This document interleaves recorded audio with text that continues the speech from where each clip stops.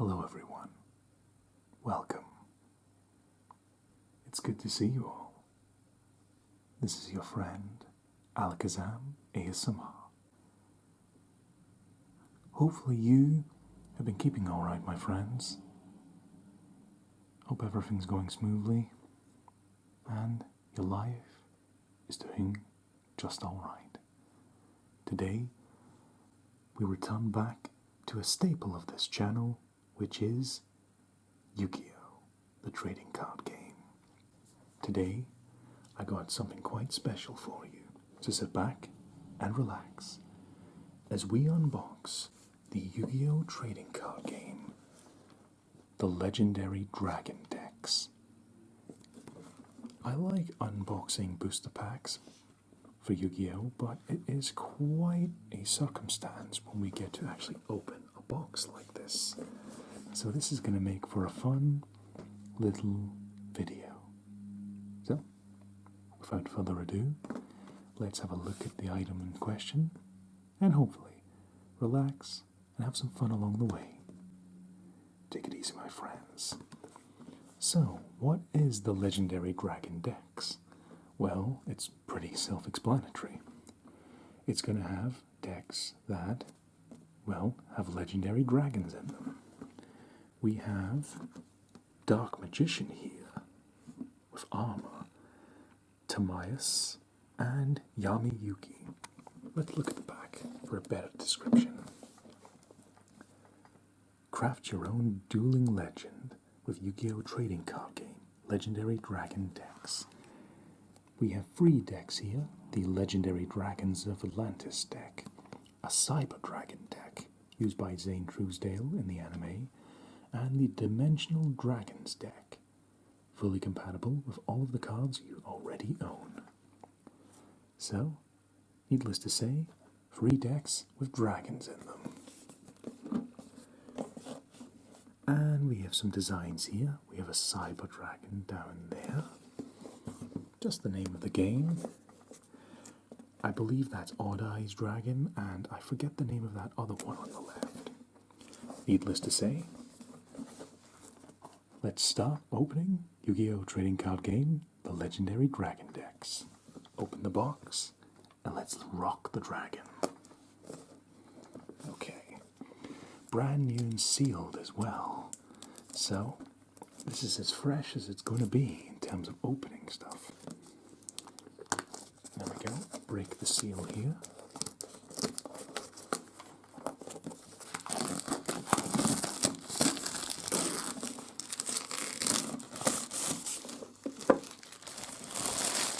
Very simple packaging with the Konami name on it. Okay, throw that away for now. Clear the table. Let's keep things as clean as possible. Alright, Legendary Dragon Decks. A very nice paint job on the box. Part of the reason I like having boxes is because, well, I like boxes. As simple as that. You got extra storage for your cards. With a booster pack, you're finished with one and you throw it away. Whereas with these, you can always reuse them. Babbling aside, let's open Legendary Dragon Decks.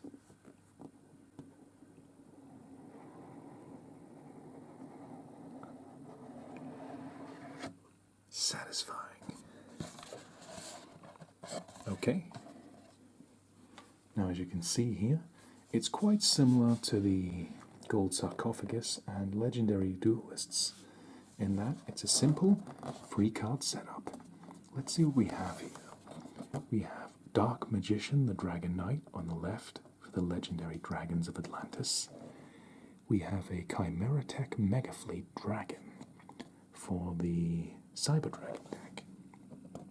And we have Odd Eyes Arc Pendulum Dragon for the Dimensional Dragons setup.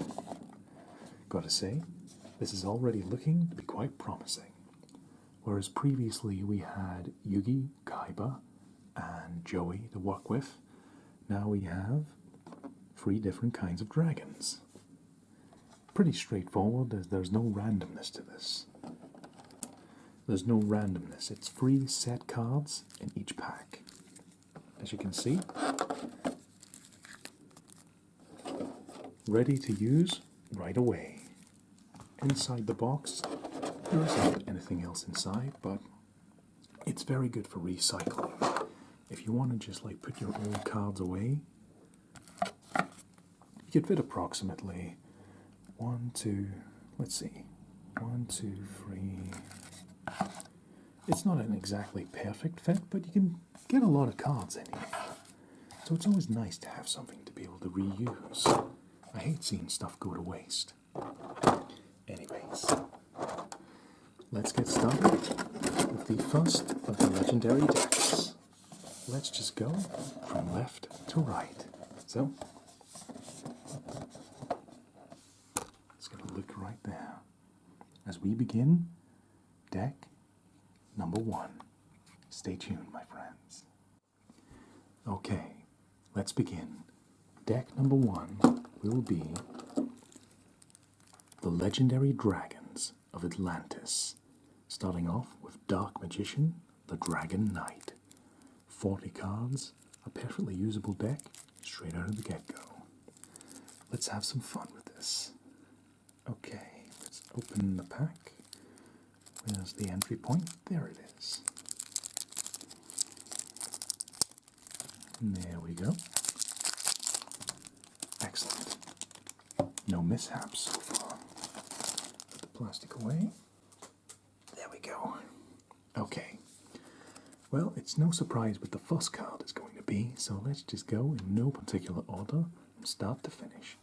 Deck number 1, our first card is an ultra rare Dark Magician, the Dragon Knight. Let's get some light on the situation so you can see the foil on the card. Dark Magician, the Dragon Knight is a level 1, 2, 3, 4, 5, 6, 7, 8. A level 8 Dark type monster. You can see Timaeus and Dark Magician, of course. Dragon fusion monster with an effect. Requires Dark Magician and 1 dragon monster. This card's name becomes Dark Magician while on the field or in the graveyard. Your opponent cannot target spells or traps you control with card effects. Also, they cannot be destroyed by your opponent's card effects. An attack of 3,000 and a defense of 2,500. The same stats as a Blue Eyes White Dragon. So, right out of the gate, we have a very pretty looking ultra rare card in Dark Magician, the Dragon Knight, fusing Dark Magician and Timaeus. You have the attack and defense of Blue Eyes, you can protect your spells and traps, and this is also treated as Dark Magician, meaning you can use a plethora of Dark Magician support cards while protecting your back row. It's a really useful card. And because it's a fusion monster, you can put it in your extra deck, so it doesn't really clog up unnecessary space. All we can really do now is just admire the artwork. I have always loved fusion monsters. I love that purple color to the cards. Hopefully this is appearing well on camera. We have gold foiled writing, rainbow foil on the card artwork. And so we begin. Deck number 1's mascot, Dark Magician, the Dragon Knight. Let's put him up at the top and prepare for card number 2, which is going to be... Excellent. I know this girl. We have an effect monster, the level 6 Dark type, Apprentice Illusion Magician. Very similar looking to the Dark Magician girl, one of Yugi's other mascot monsters. She looks very beautiful, a dark-skinned, white-haired variant on the Dark Magician girl. I've used this card before in duels myself. It's a spellcaster with an effect, an attack of 2,000 and a defense of 1,700. Once again, it's identical to Dark Magician girl. Spellcaster with an effect. You can special summon this card from your hand by discarding 1 card. Very nifty. If this card is normal or special summoned, you can add 1 Dark Magician from your deck to your hand. During damage calculation, if your other dark spellcaster monster battles an opponent's monster, quick effect. We like that. We can send this card from your hand or face up from your field to the graveyard. The monster you control gains 2,000 attack and defense during that damage calculation only. I think this is an excellent piece you can use with a Dark Magician. You can use this card's effect to bring Dark Magician easier to your hand. And if you have another Dark Spellcaster, you can add Apprentice Illusion Magician's attack. Is defense? Yeah, you can give them 2,000 attack and defense during damage calculation only. And because it's a quick effect, it's rather useful to use in a pinch. Also, Apprentice Illusion Magician just looks absolutely beautiful. I've always loved Yu-Gi-Oh's art style, and this is no exception. Can even get to the detail in her eyes. I think she has purple eyes there. The foil, you can see them glimmer there. And just, a cool magician girl to have. I like these variations in Dark Magician and Dark Magician Girl. I think they're really sweet. So, that was card number 2, Apprentice Illusion Magician.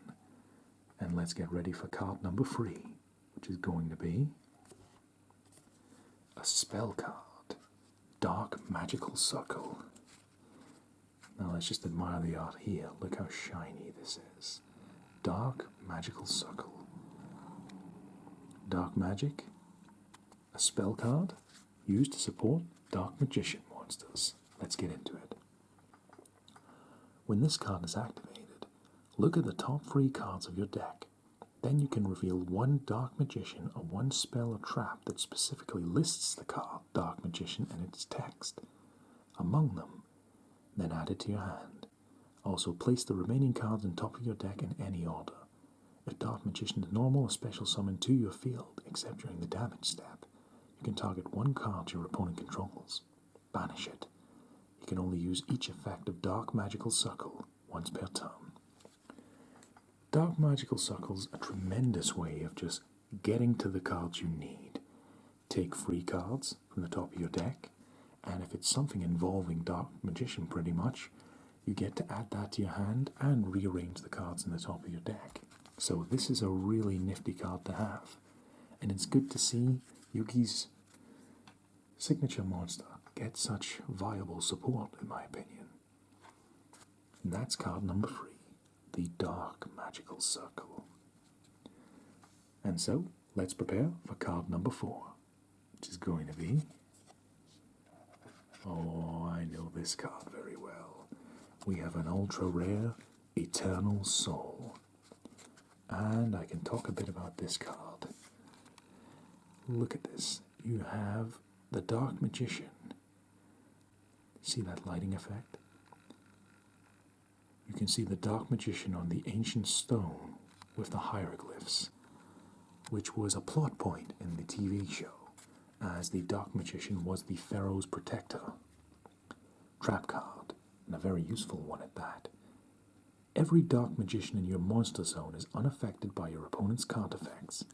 If this face-up card leaves the field, destroy all monsters you control. You can only use the following effect of Eternal Soul once per turn, and you can activate one of these effects. You can either 1. Special summon a Dark Magician from your hand or graveyard, or add 1 Dark Magic attack or 1,000 knives from your deck to your hand. So, this card does a lot, which is why I love it so much. First of all, it ties into the lore of Yu-Gi-Oh! Very well. It's an artwork referencing the story of the show, and it supports Dark Magician. Also, it's a very good card in my opinion, because you get a lot of power out of it without it becoming overpowered, if you get my drift. If a Dark Magician's on the field, it's unaffected by card effects. Also, once per turn, you can summon a Dark Magician from your hand or your graveyard, so it allows you to get up to some interesting stuff there. But if you don't want to summon a Dark Magician, you can also add Dark Magic Attack or 1,000 Knives from your deck to your hand. Dark Magic Attack is a card where, if you have Dark Magician on the field, you eradicate all spell and trap cards from the enemy's back row. Or you can have Thousand Knives, which lets you destroy one monster on the field. But the good thing is, this card does not just apply to Dark Magician. If you so desire, you can use cards that use the name Dark Magician, like Dark Magician the Dragon Knight. Look at a card like this for talking sake. This card's name becomes Dark Magician while on the field. So, you can actually bring Dark Magic Attack or Thousand Knives and use Dark Magician the Dragon Knight to activate these effects instead. This card is pretty much the Swiss Army knife. As long as you can keep in control, this is a very useful card to have, because if this card does leave the field, you have to destroy every monster you control. So that is a setback. I don't like it when you get nothing but benefits. If you get a lot of things to benefit you, there needs to be a drawback, and I like that. So that is the Eternal Soul card. That was card number 4. Hopefully you don't mind me rambling, because there's going to be a lot of this. Look, this is just deck number 1. Think of it as an endurance race. See if you can last to the end of the video without either passing out due to relaxation or sheer boredom as I talk endlessly about Yu-Gi-Oh! Will you be the Eternal Soul who makes it to the end of the video? Who knows? We'll find out by the end.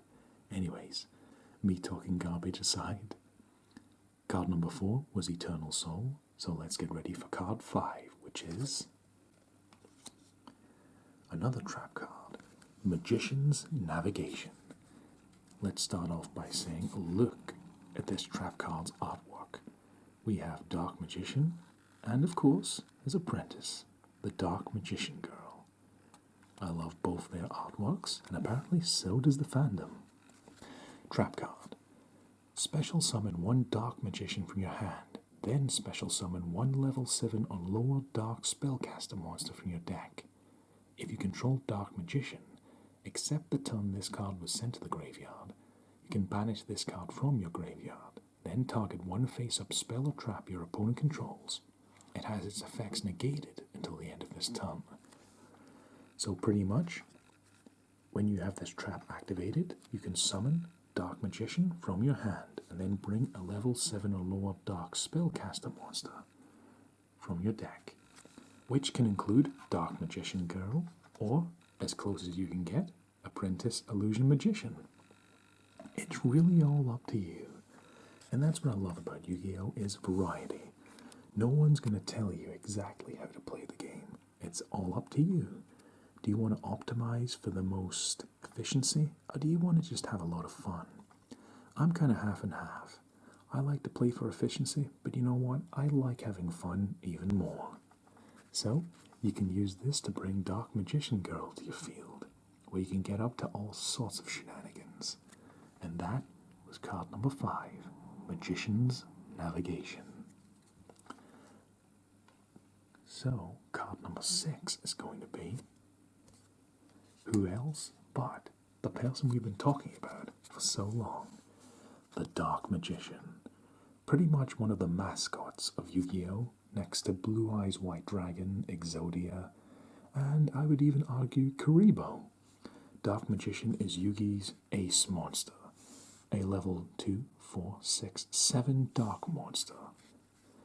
Spellcaster normal, the ultimate wizard in terms of attack and defense, an attack of 2500 and a defense of 2100. Who would have thought this simple 2500 attack normal monster would go on to carve a legacy in anime history? Dark Magician has all of these cards as support, which leads to an interesting play, if you choose to put him on your side.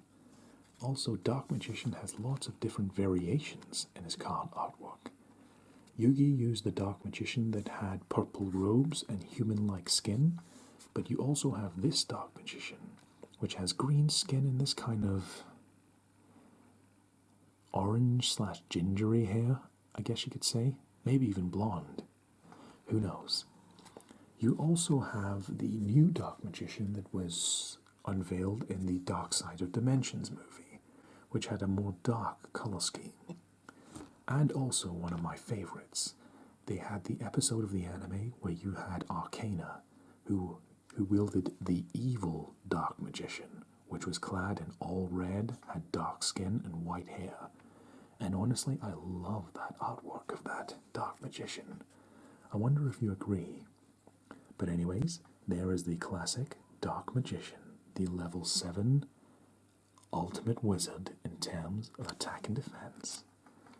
And so, card number 6 is out of the way, so card number 7 is going to be his apprentice, the beautiful and often fan-serviced Dark Magician Girl, the level 6 Dark type monster. Typical of anime, they always found a way to make sure to get a really pretty and cutesy anime girl in there, and Yu-Gi-Oh! Was no exception. This spellcaster is a level 6 Dark monster with an effect. Gains 300 attack for every Dark Magician or Magician of Black Chaos in the graveyard, an attack of 2000 and a defense of 1700. And you can really see the similarity they were going for with the Apprentice Illusion Magician. I love the designs of all these Yu-Gi-Oh! Cards, both modern and classic. Dark Magician Girl is one of the most recognizable cards as well. She is a pretty potent card to use on top of that. So, what else can I say but Dark Magician Girl, one of the coolest cards in Yu-Gi-Oh! History. And that was card number 7. So card number 8 is going to be... Ooh, this is different. Let's see. We have a fusion monster, Red Eye's Black Dragon Sword, a dark type fusion monster. 2, 4, 6. A level 7 fusion monster, Red Eye's Black Dragon Sword. Dragon fusion with an effect. Must be special summoned with the Claw of Hermos, using a dragon monster. If this card is special summoned, target one other face-up monster on the field. Equip this card to it. It gains 1000 attack and 500 attack and defense for each dragon monster on the field and in the graveyards. Attack of 2400 and a defense of 2000. It has the same stats as a Red Eye's Black Dragon. And also, you can equip this to another monster in the field to give it 1000 attack, and pretty much the effect of Buster Blader, where the more dragons the opponent has, the more power you gain. This was a card used in the anime, Season 4 I believe it was, where they had the Legendary Dragons. This is a pretty useful fusion monster. And fusion monsters are good because you don't need to exactly follow the formula they give you. You can do your own thing with it. It doesn't specify what you can equip this to, besides the fact that it has to be a face-up monster. That's it. It doesn't need to be a warrior or a dragon, just anything. So, that is the Red Eye's Black Dragon Sword. And that was card number 8. Was it? 2, 4, 6, 7, 8. Yeah, it is.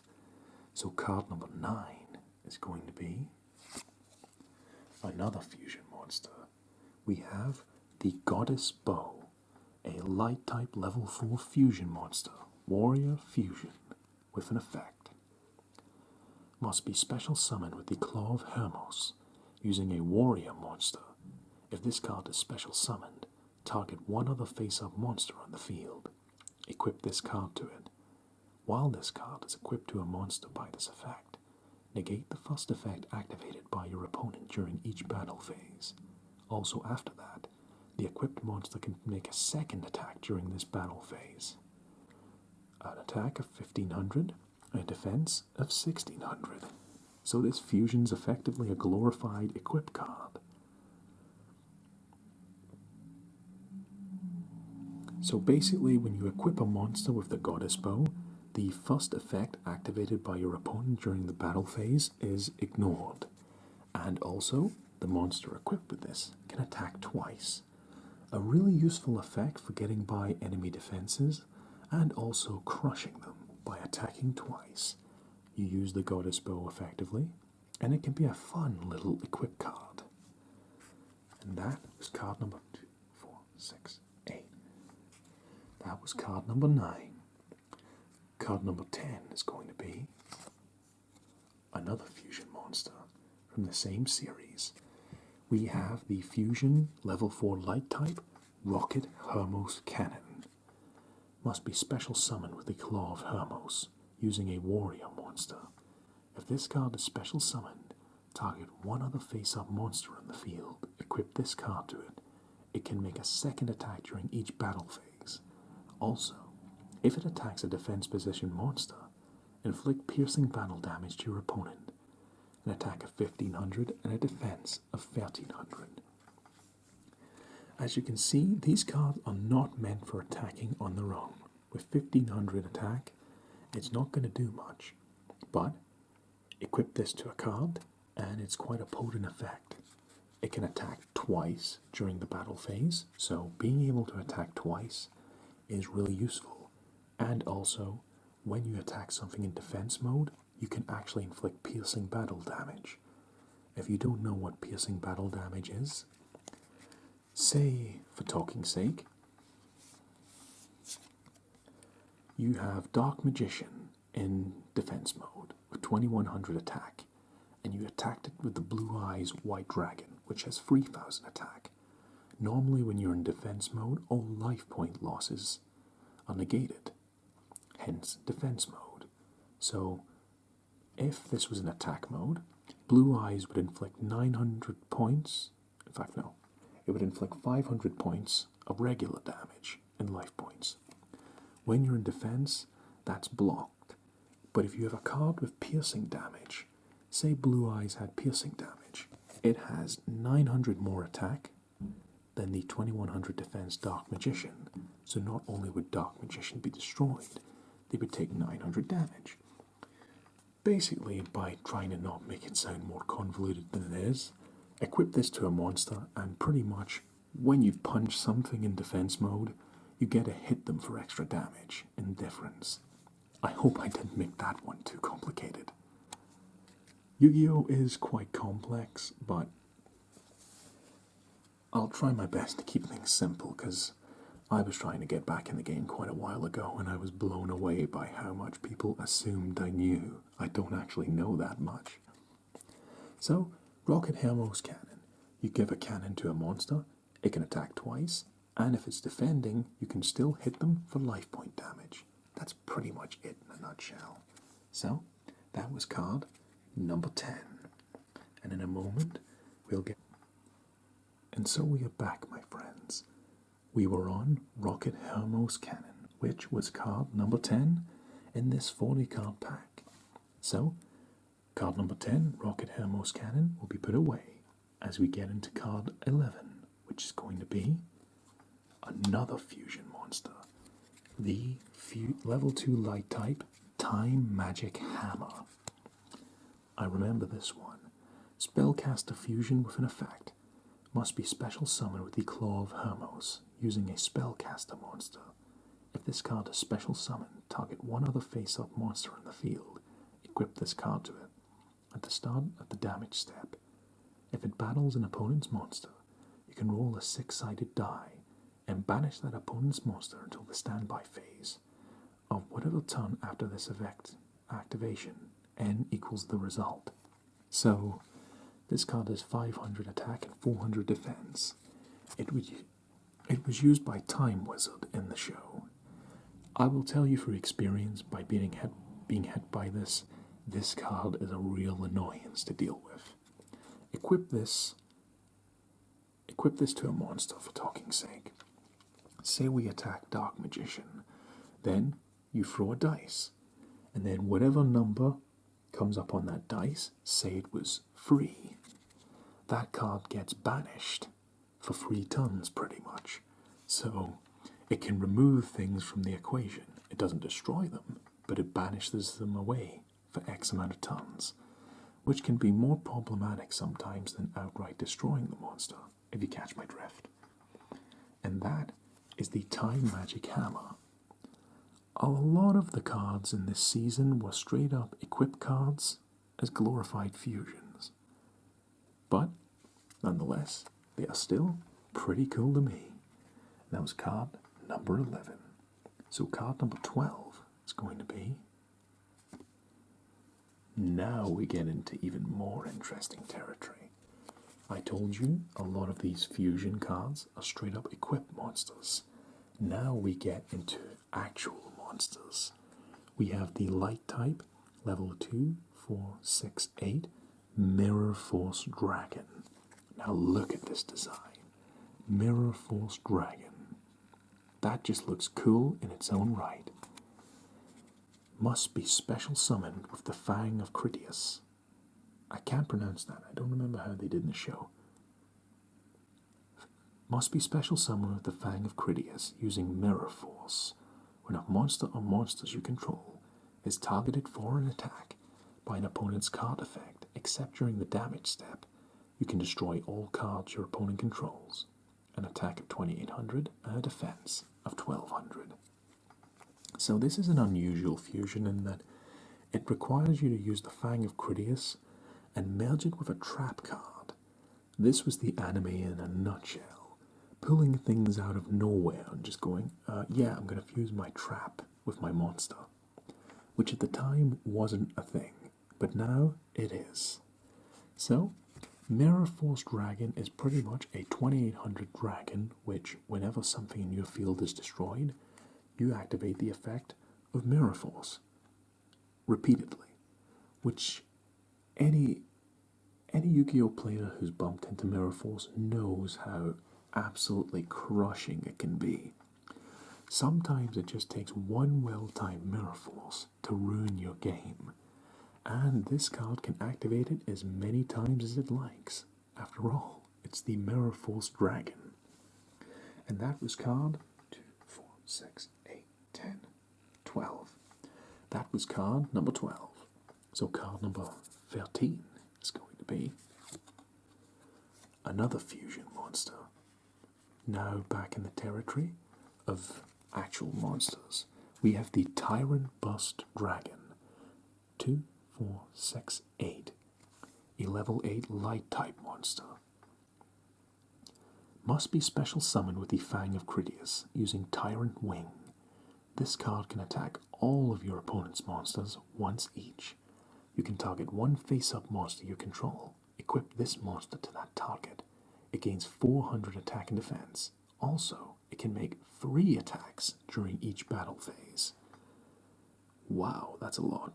It has an attack of 2900 and a defense of 2500. Well, this thing is imposing enough as it is, but you get a card with 2900 attack that can attack all of your opponent's monsters once. Or you can target one of your other monsters and equip this. It gains 400 attack and can attack 3 times. So it's pretty much up to what you prefer. Do you want 2900 attack to attack everything? Or do you want to equip something with this and it can attack 3 times? It's all up to you. And that is the Tyrant Bust Dragon. When played correctly, this thing could be terrifying. So that was card number 13. Card number 14 is going to be another fusion monster. We have who I think is the coolest fusion monster in this pack.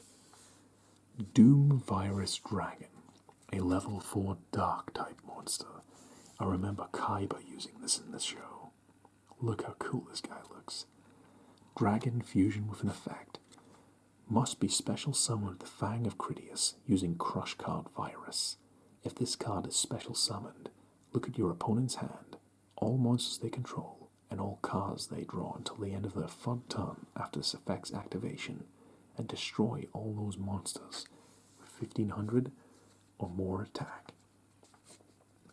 An attack of 1900 and a defense of 1500. Doom Virus Dragon pretty much activates the effect of Crush Card Virus and is summoned at the same time. Crush Card Virus in the anime was pretty OP, but in the game, you just look in the opponent's hand, and for the next 3 turns, pretty much anything with over 1500 attack gets wiped out. So weaker monsters are spared, but stronger monsters are not. Also, you get a card with 1900 attack, which isn't bad at all. I don't think it's as powerful as the other cards, but look at this. Gotta love that design. The Doomed Virus Dragon, and he was card number 14. So, we gotta get, we gotta get into card number 15, which is another fusion card. A new one as well. This is Dark Magician Girl, the Dragon Knight. Level 2, 4, 6, 1, 2, 3, 4, 5, 6. A level 7 Dark type monster. So we have Dark Magician Girl as a knight with Timaeus on the right. Look at how cute that design is. Dark Magician Girl. Dragon fusion with an effect. Requires Dark Magician Girl and 1 dragon monster. Must be fusion summoned with the above fusion materials or with the Eye of Timaeus. Once per turn, quick effect. You can send 1 card from your hand to the graveyard, then target 1 face-up card on the field. Destroy that target. So, you get a card with 2600 attack and 1700 defense that allows you to discard a card to destroy a card. Pretty simple effect, but pretty useful. And of course, since it's a fusion monster, it goes into your extra deck, meaning it doesn't take up any unnecessary space, unless your extra deck is absolutely packed. Dark Magician Girl, the Dragon Knight. Just gotta admire the artwork. Look how cute she looks.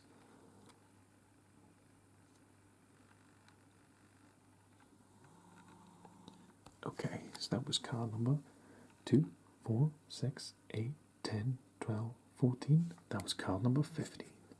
So card number 16 is going to be... And now we have Amulet Dragon, which is a level 2, 4, 6, 8 Dark type with an effect. And look, this is basically Dark Magician fused with Timaeus instead of Dark Magician Girl. As you can see, the original Dark Magician's artwork in the back there. Amulet Dragon. Dragon fusion with an effect. Requires Dark Magician and 1 dragon monster. Must be fusion summoned with the above fusion materials or with the Eye of Timaeus. If this card is special summoned, target any number of spells in any graveyard, minimum of 1. Banish those targets, and if you do, this card gains 100 attack for each card banished by this effect. If this card is destroyed, you can target 1 spellcaster monster in your graveyard, special summon that target. An attack of 2900 and a defense of 2500. So basically, you can target spells in both graveyards and banish them, and then he gains 100 attack for each one. Also, if this card is destroyed, you can target a spellcaster monster in your graveyard and summon it. So, this becomes empowered by spells from each graveyard, banishing them, making them hard to bring back. Also, if you manage to destroy Amulet Dragon, you can bring back 1 spellcaster monster from your graveyard, just like Dark Magician. If you're going to fusion summon Amulet Dragon, you need to use Dark Magician, so it's a good failsafe. Your failsafe being, if Amulet Dragon is destroyed, you've got Dark Magician as a backup. That was card number 2, 4, 6, 8, 10, 12, 14, 15. That was card number 16. And we'll get back to card number 17 in just a moment, while I take a brief break. And so, after finishing up with card number 16, Amulet Dragon, we go into card number 17, which is another fusion monster, and one I absolutely love. We have the level 2, 4, 6, 8 Dark Paladin, a fusion. Look at that. Look how cool he looks there. That is Dark Magician with polymerization to make, with his friend Buster Blader, Dark Paladin. Must be fusion summoned. When a spell card is activated, quick effect, you can discard a card, negate the activation, and if you do, destroy it. This card must be face up in the field to activate and resolve this effect. Also gains 500 attack for each dragon monster on the field and in the graveyard. So, if you fuse this with Buster Blader, you get Dark Magician's side of the things, where you get to negate spells, and Buster Blader's signature effect, where he is the bane of all dragons. You gain 500 attack for each dragon on the field and in the graveyard. Needless to say, this is a very dangerous card if you're facing an opponent that likes to use dragons. Ironic, there's so many dragons in this deck, and this card could pretty much wipe the floor with a lot of them. That's the nature of Buster Blader. So, that was card number 17. 2, 4, 6, 8, 10, 12, 14, 16, 17. So, card number 18 is going to be the trap card known as Tyrant Wing, which was used to summon Tyrant Bust Dragon over there. Tyrant Wing is a trap card with an effect.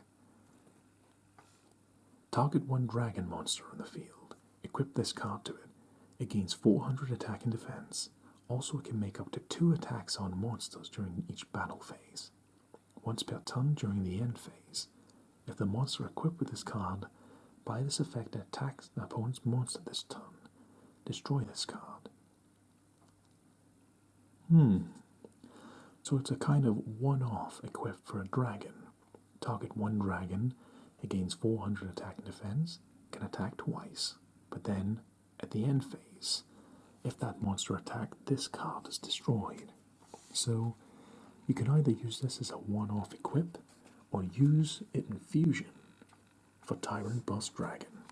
As you can see, that's the Blue Eyes White Dragon, I believe, with Tyrant Wing. In fact, no, I don't think that is Blue Eyes White Dragon. That might be Tyrant Bust Dragon there. I'm not sure. But that's card number 18, Tyrant Wing.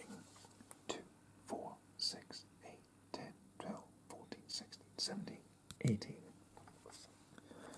Okay. So card number 19 is going to be the oh-so-infamous Mirror Force.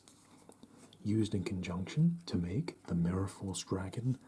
This card, a lot of Yu-Gi-Oh players I was talking about earlier, when you see Mirror Force pop up, it's a collective, oh no.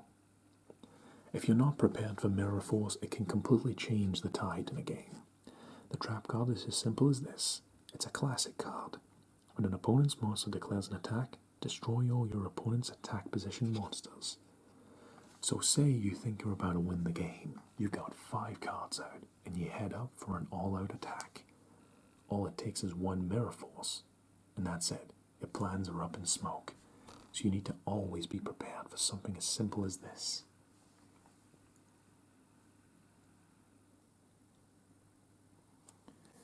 And Mirror Force was card number 19. Card number 20 is going to be, of course, Crush Card Virus, another classic trap card. Tribute one dark monster with 1,000 or less attack. Your opponent takes no damage until the end of the next turn after this card resolves. Also, you look at your opponent's hand and all monsters they control, and if you do, destroy the monsters among them with 1,500 or more attack. Then, your opponent can destroy up to 3 monsters with 1,500 or more attack in their deck. So, Crush Card Virus is a very potent card when used correctly. If you use it with a dark monster, you make it so for 3 turns, your opponent can lose their strong monsters and only leave their weak ones. So it's very potent when used correctly. Also, I just love that artwork, the kind of Japanese writing over the virus. Makes it look quite evil. And that was card number 20, the Crush Card Virus.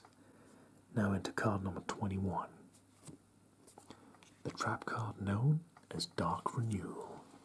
The trap card: when your opponent normal or special summons a monster or monsters, target one of those monsters and a spellcaster monster you control. Send both monsters to the graveyard. Then, you can special summon one dark spellcaster monster from your deck or graveyard. So, it's a kind of give or take. If your opponent special summons something or normal summons it, sacrifice one of your spellcasters and then bring one of them from your deck or graveyard to the field. I believe this was used a lot in the anime. Yugi used it a lot in conjunction with his Dark Magician, and you can see why. Take them out along with one of my own and bring back Dark Magician in most cases.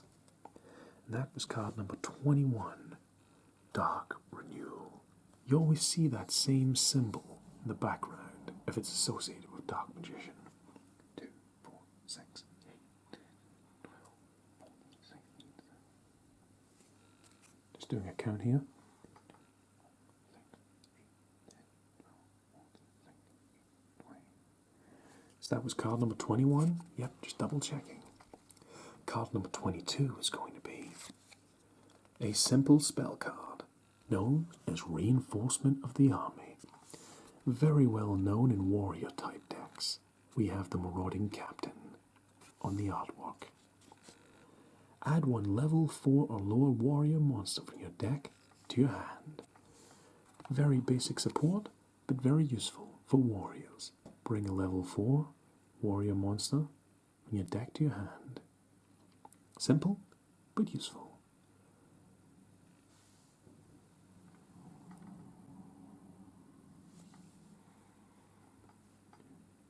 6, 8, 10, 12, 14, 16, 18, 20, 21. Card number 22. Just keeping count. Card number 23 is going to be another useful utility card. The Pot of Duality. Spell card. We have Pot of Generosity and we have Pot of Greed in the background. Excavate the top 3 cards of your deck. Add one of them to your hand. Also after that, shuffle the rest back into your deck. You can only activate one Pot of Duality per turn. You also cannot special summon during the turn you activate this card. So, it's just a means to go digging around in your deck and hopefully pull something out that you want. After that, the other 2 cards are shuffled into your deck. So, there's a give or take to this card. Pot of Duality. And the next card's going to be another classic card. We have the Swords of Revealing Light. A legendary card, no doubt. After this card's activation, it remains in the field, but destroy it during the end phase of your opponent's third turn. When this card is activated, if your opponent controls a face-down monster, flip all monsters they control face up. While this card is face up in the field, your opponent's monsters cannot declare an attack. Basically, anything face down gets flipped face up, and for 3 turns the opponent can attack. This is one of those famous cards for clutch victories. I'm about to lose, throw down a Swords of Revealing Light. If you can't directly destroy the spell, you can attack for 3 turns, which can make for an aggravating play if you use it right. And that is the Swords of Revealing Light. And so the next card's going to be the spell card known as Legend of Heart. You have the Legendary Dragons in the background there. Legend of Heart. Pay 2,000 life points and tribute 1 warrior monster. Banish up to 3 Legendary Dragon spells with different names from your hand and or graveyard. If you do, special summon that many Legendary Knight monsters with different names from your hand, deck, and or graveyard. You can only activate 1 Legend of Heart per turn. So a significant cost.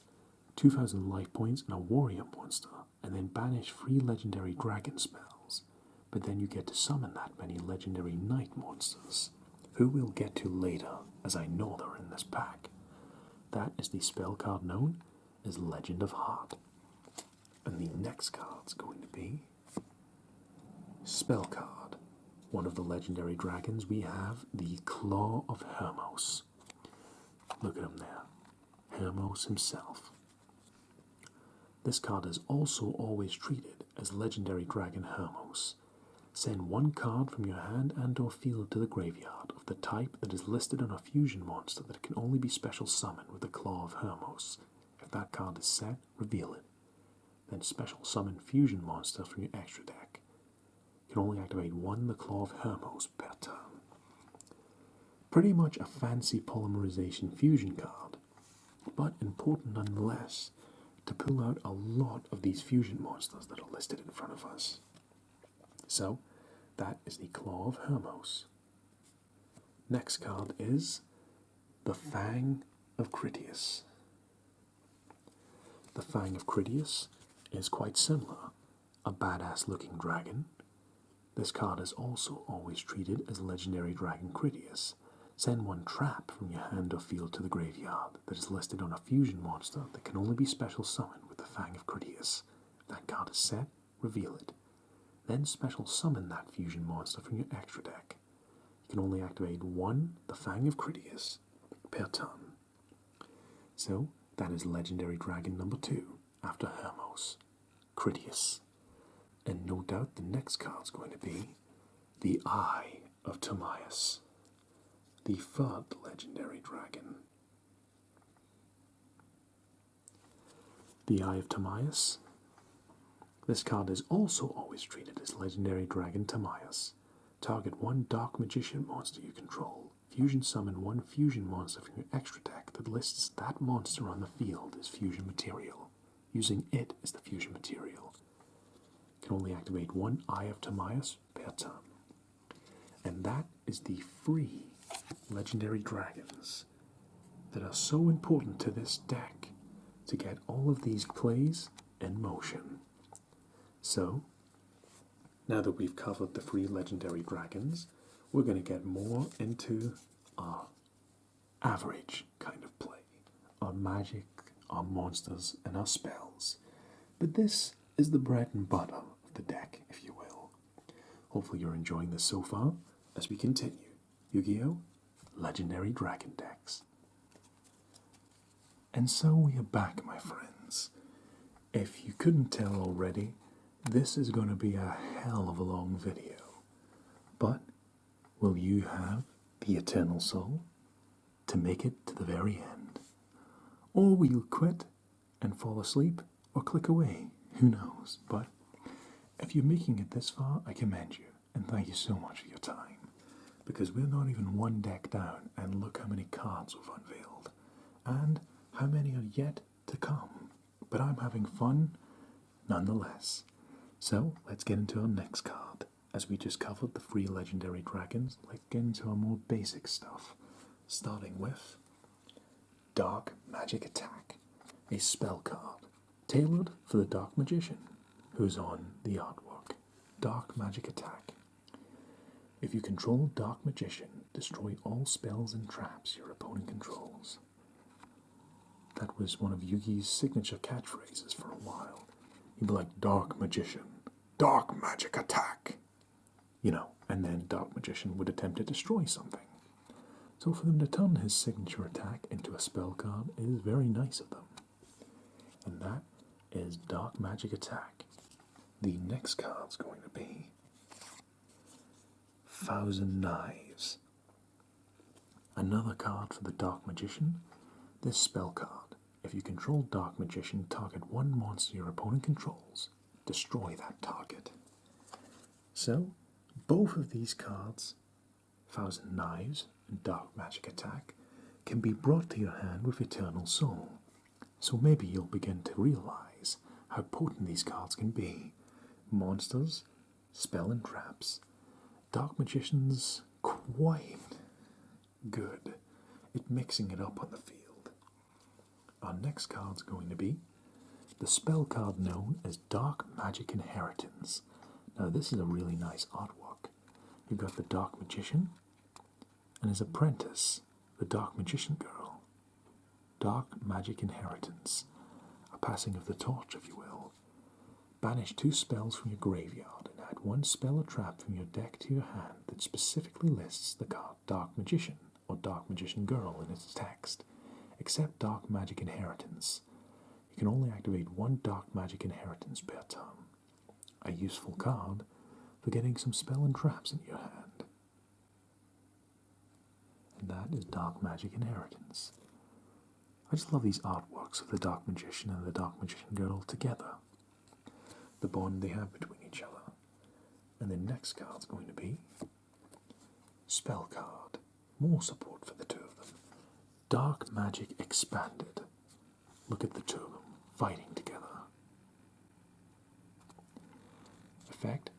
Apply these effects in sequence, based on the number of Dark Magician and or Dark Magician Girl on the field and in the graveyards. If you have one Dark Spellcaster monster in the field gains 1,000 attack until the end of this turn. If you have 2, this turn your opponent cannot activate cards and effects in response to your spell trap card or effect activation. Also, spell and traps you control cannot be destroyed by your opponent's card effects. If you have 3 Dark Spellcaster monsters you currently control are unaffected by your opponent's card effects until the end of this turn.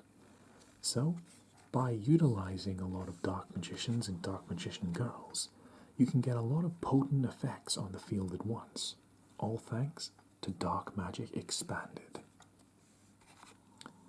And our next card's going to be Spell Card.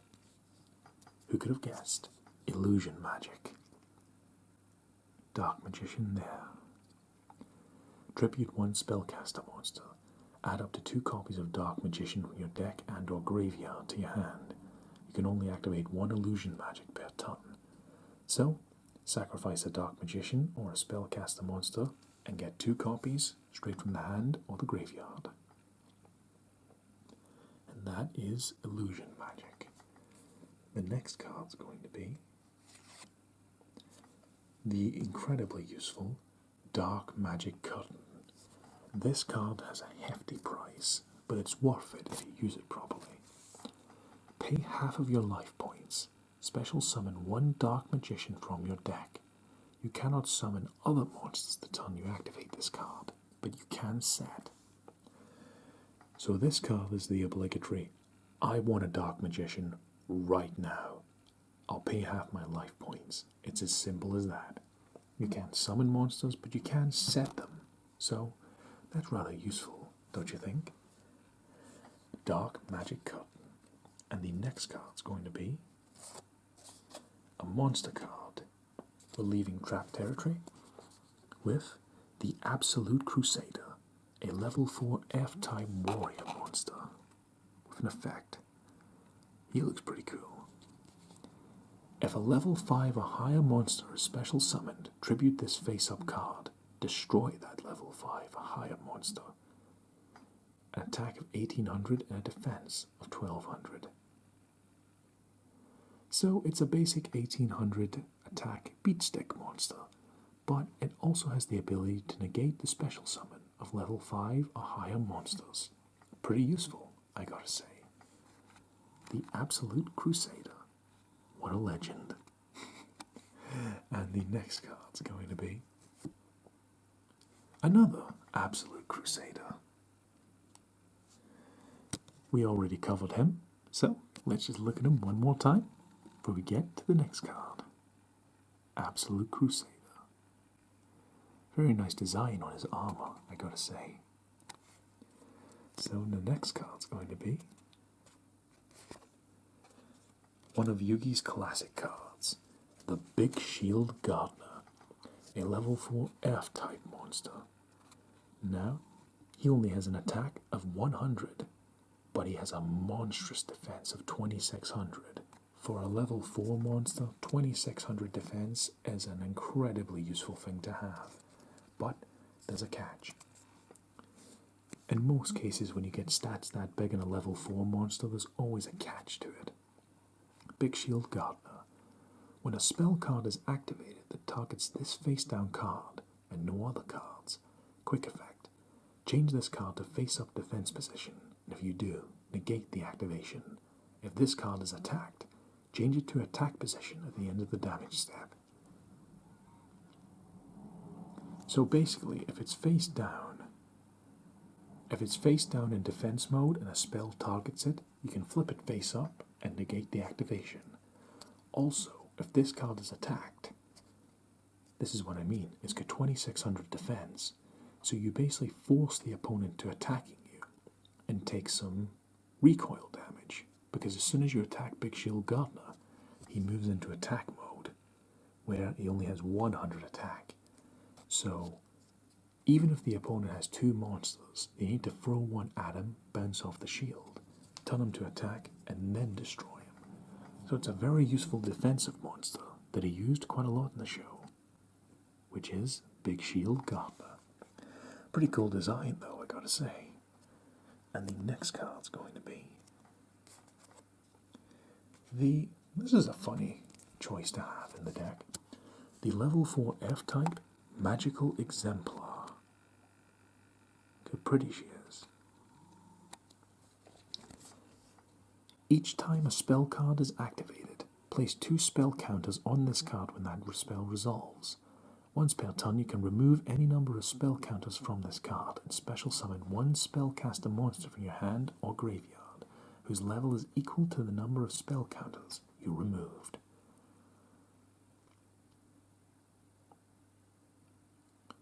So pretty much, you get 2 spell counters when you use this card, and once per turn you can remove them to special summon a spellcaster whose level is equal.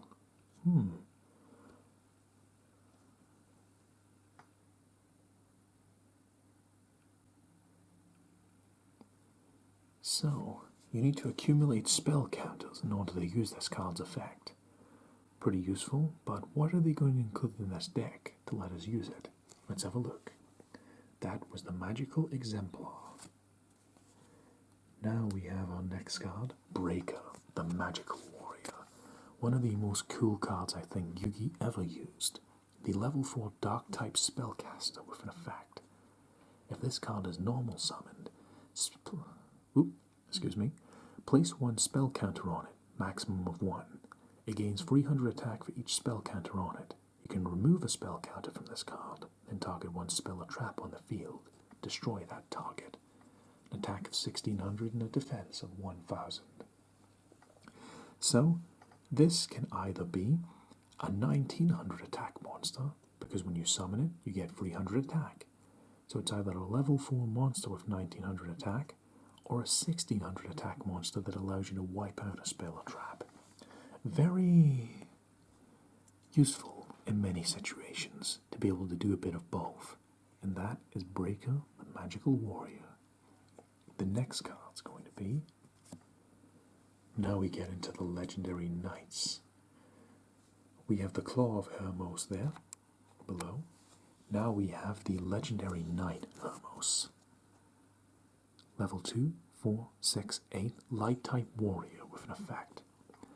Cannot be normal summoned or set. Must be special summoned with Legend of Heart. When this card is special summoned, you can target 1 face-up spell or trap on the field.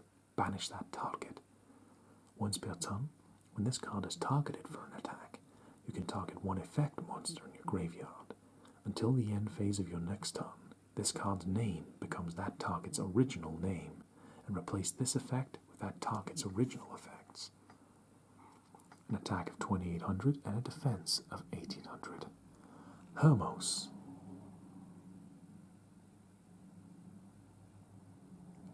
So basically, when this card's targeted for an attack, you can target an effect monster in your graveyard and pretty much gain its effect, which can be very useful if applied correctly. So, we'll take Legendary Knight Hermos and put him next to the Claw of Hermos. As we get into Legendary Knight number 2, the Legendary Knight Critias. Hermos is next to Hermos, and now Critias will go next to Critias. A level 8 light type monster, warrior with an effect. Legendary Knight Critias. Pretty cool. Cannot be normal summoned or set, must be special summoned with Legend of Heart. When this card is special summoned, you can target 1 face-up spell or trap on the field. banish that target. When this card is targeted for an attack, you can target one trap in your graveyard. Set that target. It can be activated this turn. Oh wow, so it lets you bring back a trap from the graveyard and activate it in the same turn? That's some pretty cool stuff you can get up to. 2800 attack and 1800 defense, just like Hermos. And that is the Legendary Knight Critias. It's safe to say the next Legendary Knight is going to be Timaeus, and so it is. We have the third Legendary Knight, the Legendary Knight Timaeus. There's a scar over his eye there, which is a nice detail. He actually looks quite a lot like Yugi. 2, 4, 6, 8 light type warrior with an effect. Cannot be normal summoned or set. Must be special summoned with Legend of Heart. When this card is special summoned, you can target one face-up spell or trap on the field and banish that target. When this card is targeted for an attack, you can target one spell in your graveyard. Set that target. So, whereas Critias could allow you to set traps, Timaeus lets you set spells. An attack of 2800 and a defense of 1800. Just like his fellow brethren. And that is the free Legendary Knights sitting right beside their Legendary Dragon counterparts. Critias, Timaeus, and Hermos. It's safe to say you're getting a lot of variety in this pack anyways. And so, our next card's going to be... Well, I just looked ahead there. Our next free cards are going to be... Now we're padding out the deck. We have 3 copies of the Skilled Dark Magician, a level 4 dark type monster with an effect. Each time a spell card is activated, place a spell counter in this card. When that spell resolves, a maximum of 3. You can tribute this card with 3 spell counters on it. Special summon 1 Dark Magician from your hand, deck, or graveyard. 1900 attack and 1700 defense. So, 3 skilled Dark Magicians. Anytime a spell is activated, pop a spell counter onto it. When you get 3, you can bring out a Dark Magician from anywhere, except being banished. So, pretty good utility to have. Inside, a deck that has lots of spells and lots of Dark Magicians. For OCD's sake.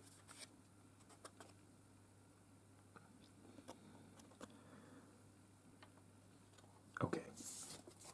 And our next 2 cards are going to be Magician's Rod. Support for the Dark Magician. Magician's Rod is a level 3 spellcaster with an effect. When this card is normal summoned, you can add 1 spell or trap from your deck to your hand that specifically lists the card Dark Magician in its text. During your opponent's turn, if you activate a spell or trap card or effect while this card is in your graveyard, except during the damage step, you can tribute 1 spellcaster monster. Add this card to your hand. You can only use each effect of Magician's Rod once per turn. An attack of 1600 and a defense of 100. So Magician's Rod is pretty much used to get those cards that help the Dark Magician out so much. So it's good to have these in the deck for utility. And of course, it's nice of them to give us 2. And our next 2 cards are also going to be the Magician's Robe. Pretty similar, it's support for the Dark Magician, a level 2 spellcaster with an effect. During your opponent's turn, quick effect, you can discard a spell or trap and special summon 1 Dark Magician from your deck. During your opponent's turn, if you activate a spell or trap card or effect while this card is in your graveyard, except during the damage step, you can special summon this card, but banish it when it leaves the field. You can only use each effect of Magician's Robe once per turn. An attack of 700 and a defense of 2000. Magician's Robe is a slightly more beefy version of Dark Magician support, as you have 2000 defense, so you can block things a lot better. And we get into our final two cards of what is quite a lot of cards. In this 40 card deck, we get, wait for it, take a shot every time I read the name Dark Magician. You can't have a Dark Magician deck which is one of them. You gotta use 3. So, 2 extra copies of the Ultimate Wizard in terms of attack and defense. And that, my friends, is just deck 1 of Yu-Gi-Oh! The Legendary Dragon Decks.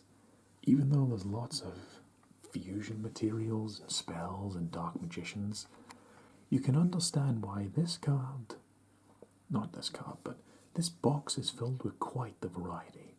We've got fusion monsters, we've got dark magicians, we've got dark magician girl, we've got warriors, we've got spells, we've got traps. We've got a lot of variety to go in this pack. So, I hope we'll get ready, because this is just deck number 1, and look how much time we've spent already. Stay tuned as we get started onto deck number 2. So, let's just sweep all the cards up here. Legend of Heart, Breaker, Dark Magician Girl, the Dragon Knight, Dark Magic Coven, Mirror Force Dragon, Time Magic Hammer, Dark Magician Girl, Dark Magic Inheritance, Magical Exemplar, Dark Magician, Magician's Robe, Magician's Rod, Skilled Dark Magician, Absolute Crusader, 1,000 Knives, Rocket Hermos Cannon, Amulet Dragon, Swords of Revealing Light, Legendary Knight Hermos, Legendary Knight Timaeus, Legendary Knight Critias, Claw of Hermos, Eye of Timaeus, Fang of Critias, Crush Card Virus, Dark Renewal, Mirror Force, Dark Magician, Magician's Rod, Skilled Dark Magician, Magician's Robe, Absolute Crusader, Reinforcement of the Army, Skilled Dark Magician, Pot of Duality, Big Shield Gardener, Dark Magic Attack, Dark Paladin, Tyrant Wing, Illusion Magic, Tyrant Dust Dragon, Dark Magic Expanded, the Goddess Bow, Doom Virus Dragon, Red Eyes Black Dragon Sword, Dark Magician, Magician's Navigation, Eternal Soul, Dark Magical Circle, Apprentice Illusion Magician, and our MVP, Dark Magician, the Dragon Knight. That's just deck number 1, my friends, and what a variety of cards we found inside. And guess what? We got 2 more decks to go. So, I hope you're enjoying this video so far, my friends, because we are only a third of the way through the video. This is probably going to be one of the longest videos I've ever made, but hopefully that's a good thing for you guys and girls, because I'm having a blast filming this. Take it easy, and soon we'll get to deck number 2, which is the Cyber Dragon deck. Have fun, my friends. Be just a moment. Well, after a very long period of time, we cleared deck number 1, including the Legendary Dragons, and at the very front, representing them, Dark Magician, the Dragon Knight, in all his glory. So, with deck number 1 complete, let's go into deck number 2, right here. The Cyber Dragon deck.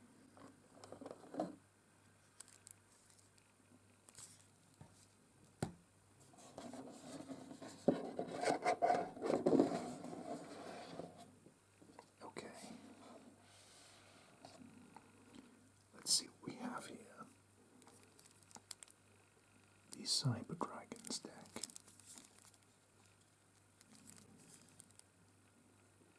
At the front we have a Chimera Tech Mega Fleet Dragon.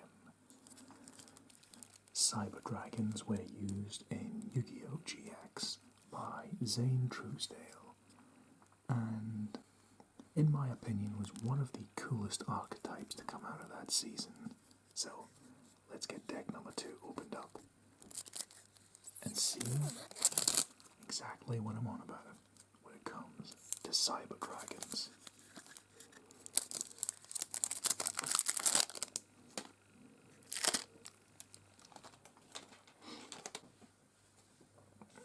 Excuse me.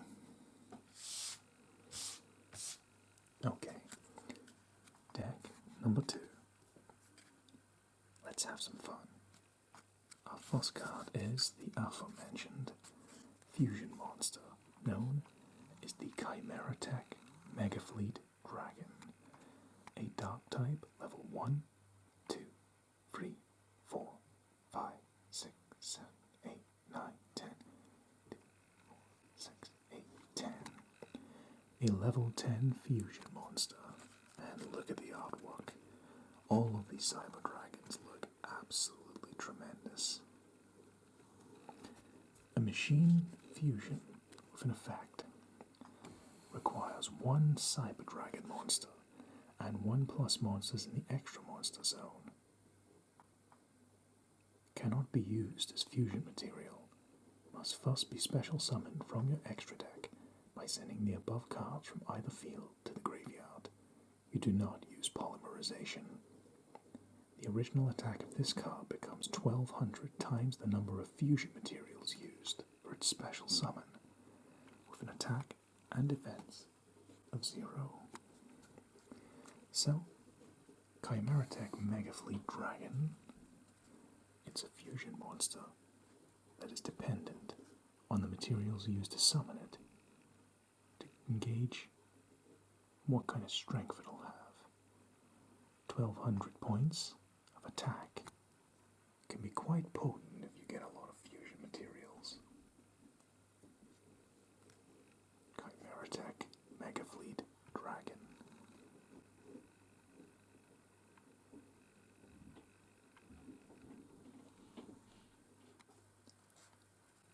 And so with that we have the first card, the Chimera Tech Mega Fleet Dragon.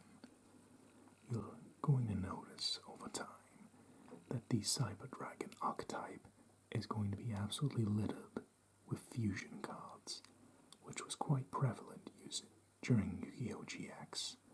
Polymerization, Fusion Gate, fusion galore in that season.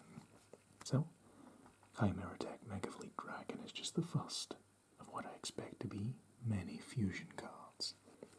So our next card is going to be a spell card known as the Cyber Repair Plant. There's a Cyber Dragon out there being worked upon. Cyber Repair Plant spell card with an effect. If Cyber Dragon is in your graveyard, you can activate one of these effects. If you have 3 or more Cyber Dragon in your graveyard at activation, you can activate both effects and resolve in sequence. You can only activate 1 Cyber Repair Plant per turn. Either A. Add 1 Light Machine monster from your deck to your hand, or target 1 Light Machine monster in your graveyard and shuffle that into the deck. So, you get a cool little effect with Cyber Repair Plant, but if you have 3 Cyber Dragons in your graveyard at once, you get to do both at the same time. Add a Cyber Dragon to your hand, or something similar. And that is card number 2, the Cyber Repair Plant. So the next card's going to be a trap card, known as the Cyber Network. You see a variety of cyber cards there in the artwork.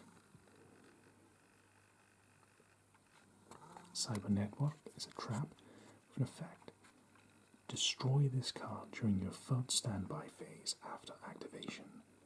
Once per turn, if Cyber Dragon is on the field, you can banish one light machine monster from your deck. When this card is sent from the field to the graveyard, special summon as many of your banished light machine monsters as possible, and if you do, destroy all spells and traps you control.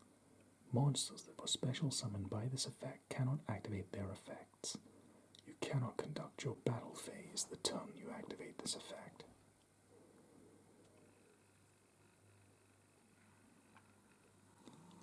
So you can use this to get up to all kinds of mischief with Cyber Dragons by banishing them. It does come with its drawbacks, but Cyber Network is a card you can use to manipulate the field to your own advantage. The trap card known as Cyber Network.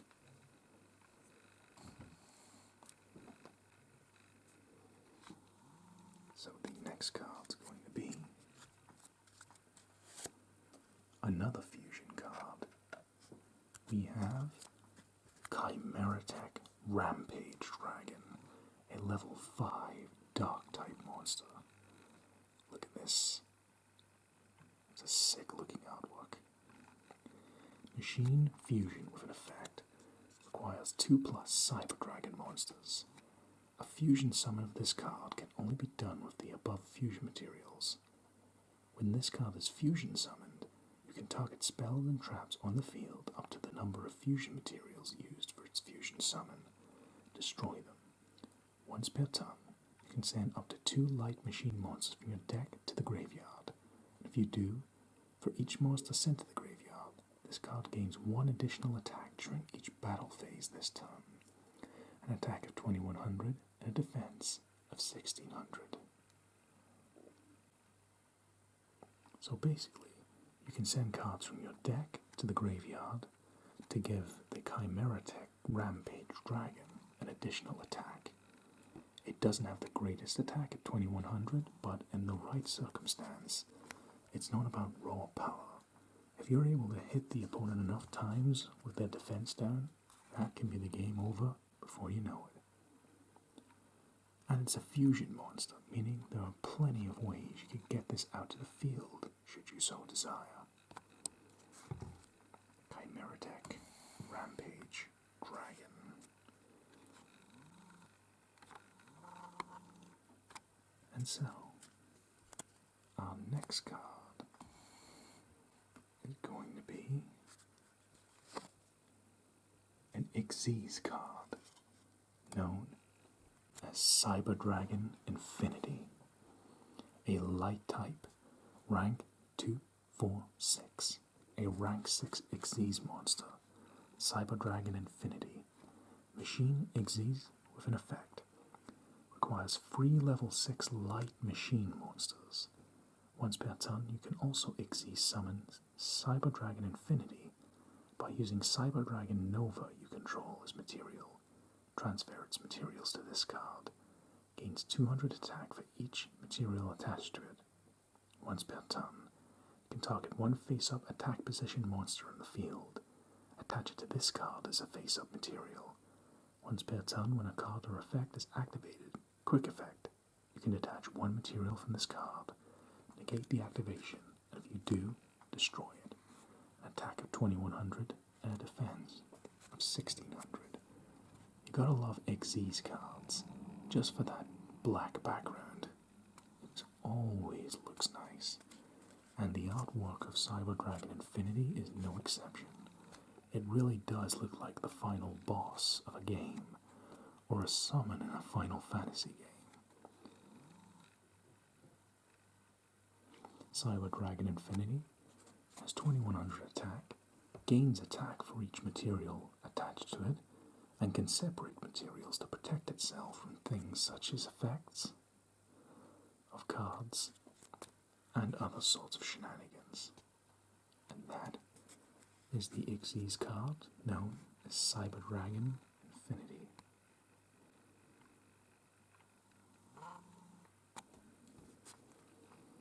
Let's see. Trying to keep the lighting conditions good for you guys and girls. So, that was our first Xyz card in the pack. We're going to get quite a bit of variety Fusion, and Xyz. So the next card's going to be the integral part of a Cyber Dragon deck. What else but plain old Cyber Dragon? I have fond memories of this card because of its plain simplicity. I mean, you don't have to use it in a Cyber Dragon deck, and you'll see why. It's a level 5 light type machine with an effect. If only your opponent controls a monster, you can special summon this card from your hand. An attack of 2100 and a defense of 1600. So pretty much, the opponent has a monster out and you don't. Pop this on the field, and there you go. A 2100 attack monster. As simple as that. Add into the fact it's got a really cool design, and it's got all this juicy stuff inside here to synchronize with. You can understand why the Cyber Dragon became quite a popular archetype in the TV show and in real life. Cyber Dragon. Hopefully we're going to get 3 of these guys, because you do need 3 of them in a deck to make it work. So, that was Cyber Dragon. The next card's going to be... we have Cyber Dragon 2. German for 2. I can't remember too much of my German, but I remember it's in numbers 1, 2, 3, 4, 5, 6, 7, 8, 9, 10, 11, 12, 13, 14, 15, 16, 17, 18, 19, 20. So, this pretty much translated means Cyber Dragon 2, a level 4 light type machine with an effect. If this card attacks an opponent's monster, it gains 300 attack during the damage step only. Once per turn, you can reveal 1 spell in your hand. This card's name becomes Cyber Dragon until the end phase. This card's name becomes Cyber Dragon while in the graveyard. An attack of 1500 and a defense of 1000. So it's not the most fearsome monster, but its vital feature is being able to pretend to be Cyber Dragon. If it's called Cyber Dragon, it applies as a fusion material.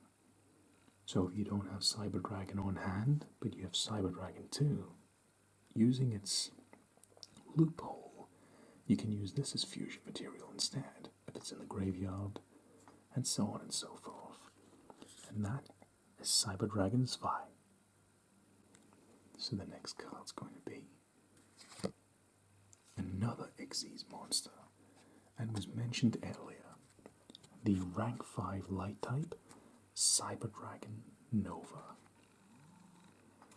Look at that. Now that is a cool design. Cyber Dragon Nova.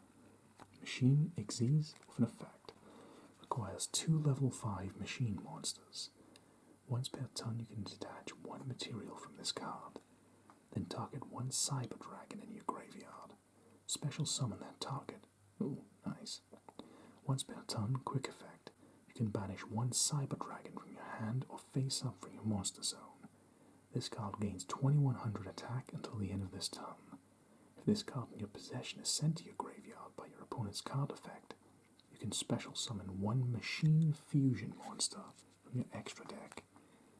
So Cyber Dragon Nova has got quite a potent and flexible effect. It needs 2 level 5 machine monsters, so it needs 2 Cyber Dragons. You can detach a material from the card and bring back a Cyber Dragon from the graveyard. Or you can banish a Cyber Dragon from the graveyard to double its attack. So you can do quite a lot with simply having 2 Cyber Dragons on the field and summoning this guy out. Quite a lot of options.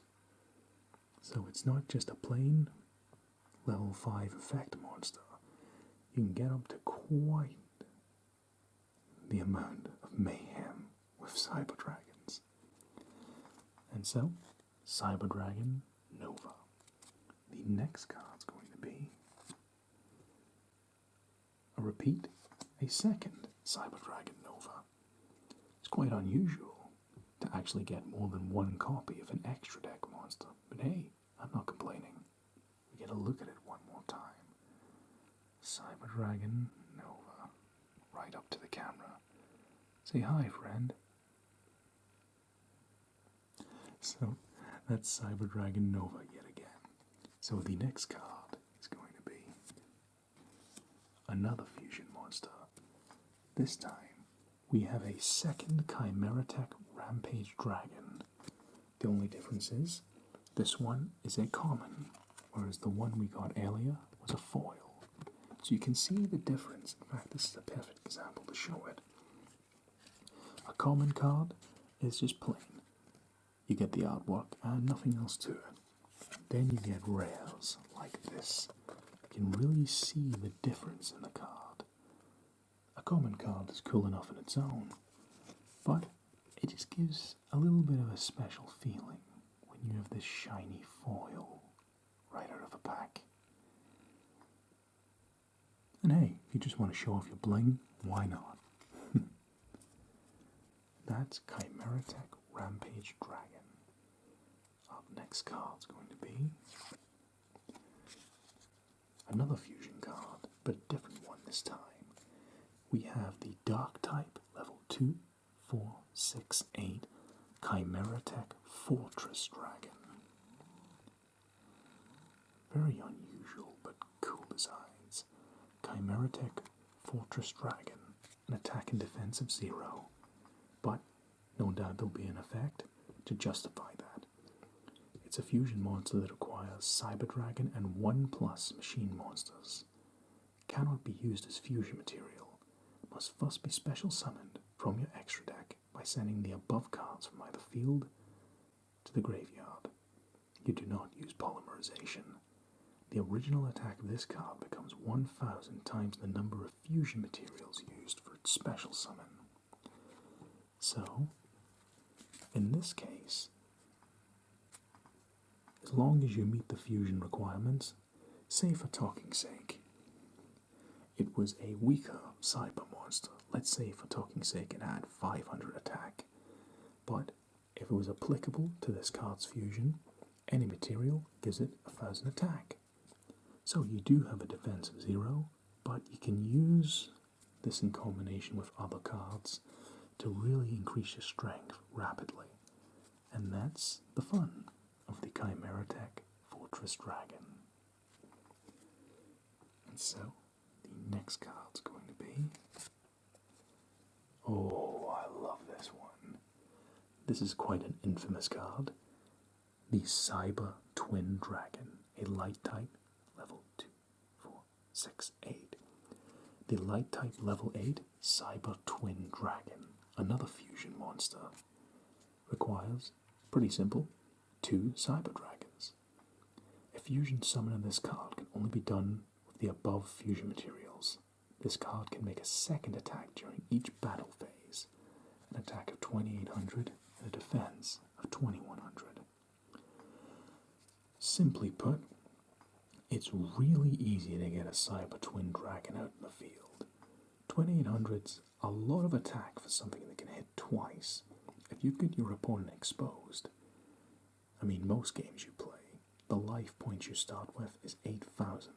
So if you can direct attack with just this card, that's 5,600, 5,600 attack points of damage to the opponent.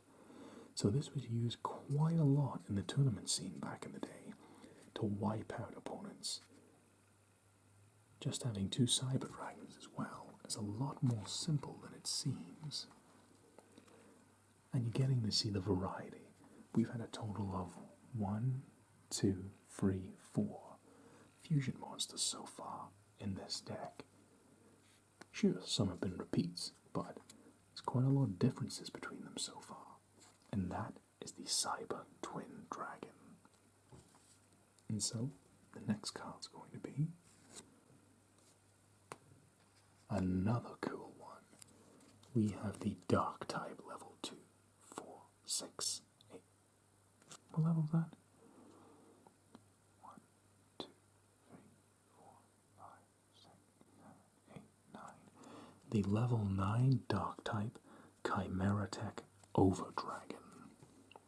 Now this looks cool, like a mechanical Hydra. Hail Hydra. Machine fusion with an effect. Requires Cyber Dragon and one or more machine monsters. An attack and defense unknown. Must be fusion summoned. If this card is fusion summoned, send all other cards you control to the graveyard. The original attack and defense of this card each become equal to the number of fusion materials used for its fusion summon, times 800.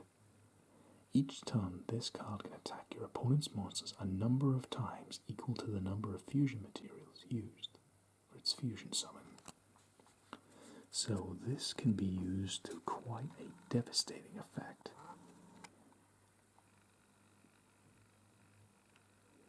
So say for talking's sake, you sacrificed 4 monsters to summon Chimera Tech Overdragon. You would get a multiplier of 8.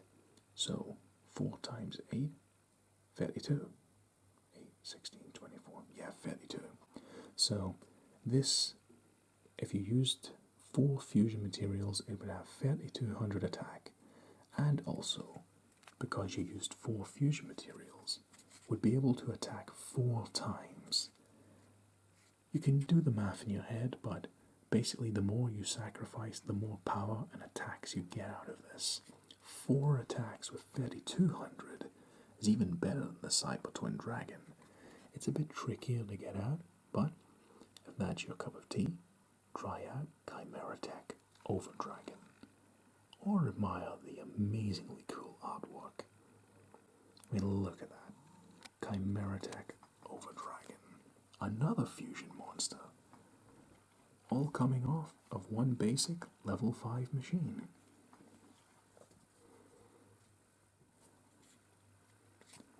So, that was Chimera Tech Overdragon.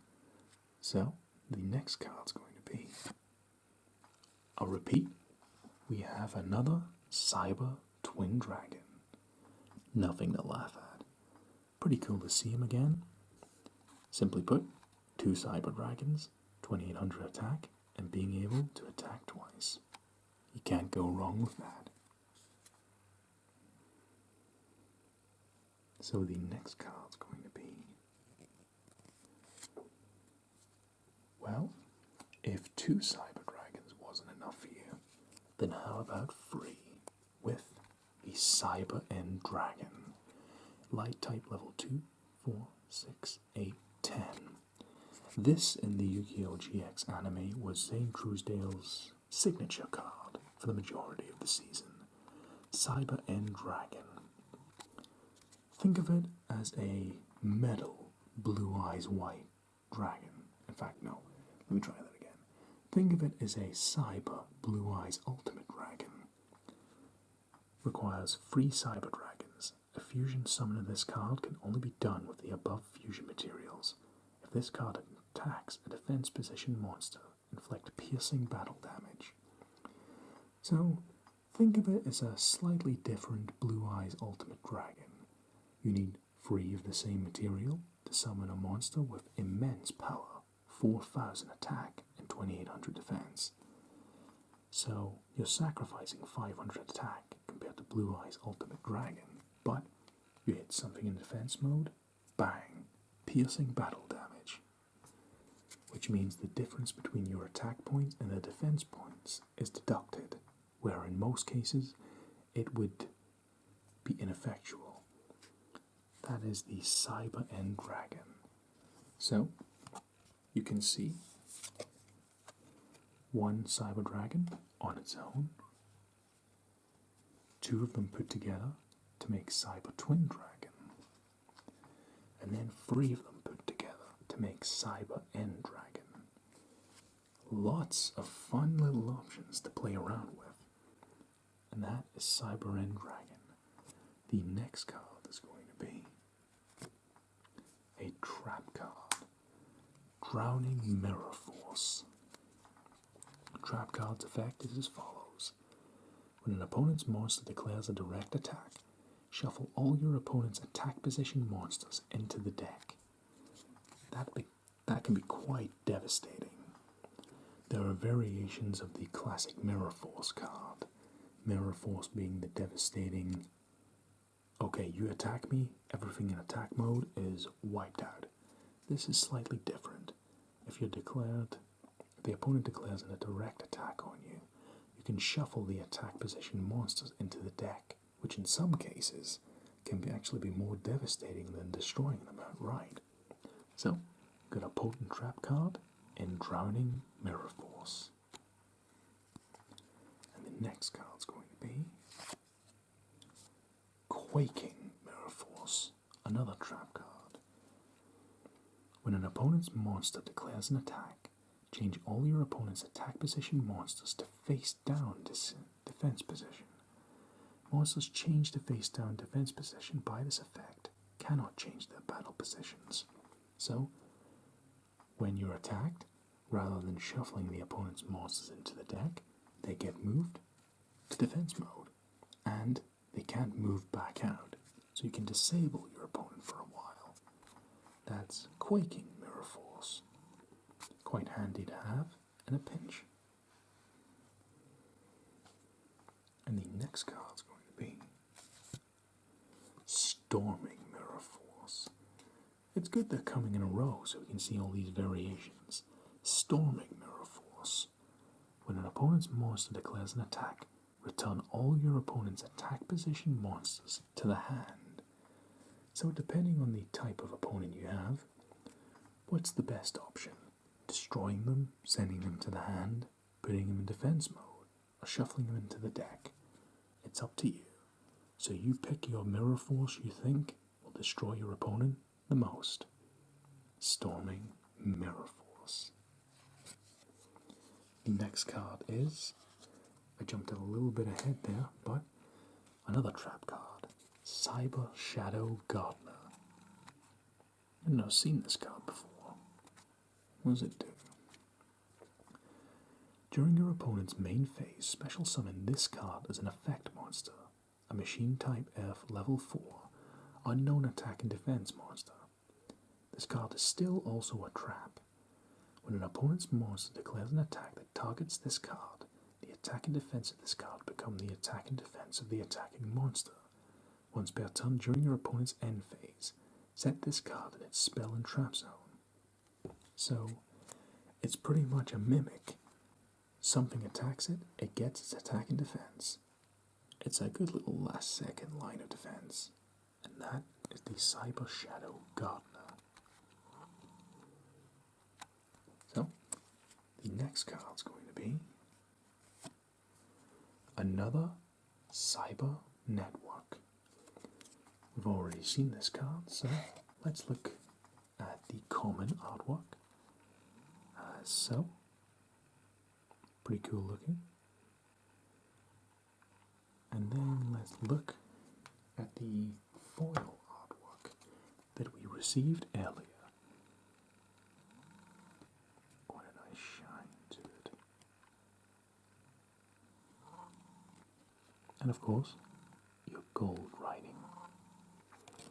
So, that was another Cyber Network. So the next card's going to be a spell card called Machina Armored Unit. What's this do? Once per turn, when a machine monster is destroyed by battle and sent to your graveyard, you can special summon one machine monster from your deck that has the same attribute and less attack than that destroyed monster in the graveyard. So, since Cyber Dragons are mostly light-type monsters, say you lose a Cyber Dragon, like so, bang. You could summon, with this spell's effect, a Cyber Dragon Zwei.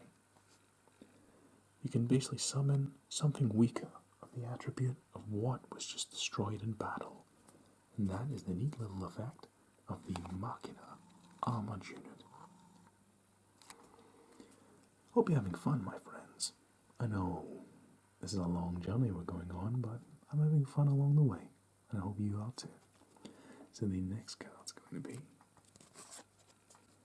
Ooh, I love this card. I'm very familiar with it. A classic one too. The spell card known as Limiter Removal. Limit Break, pretty much. The spell card's effect is as follows. Double the attack of all machine monsters you currently control until the end phase of this turn.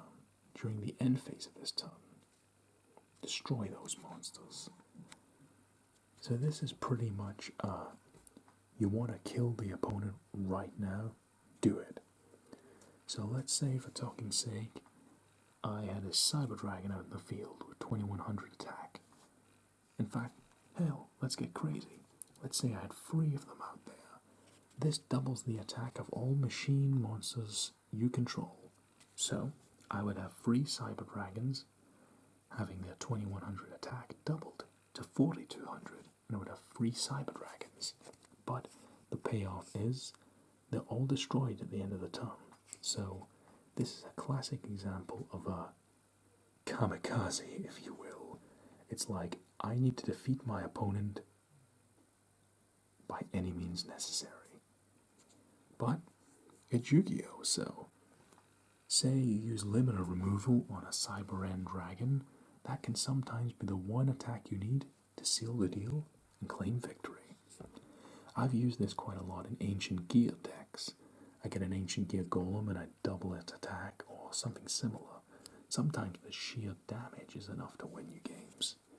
And that's the spell card Limiter Removal.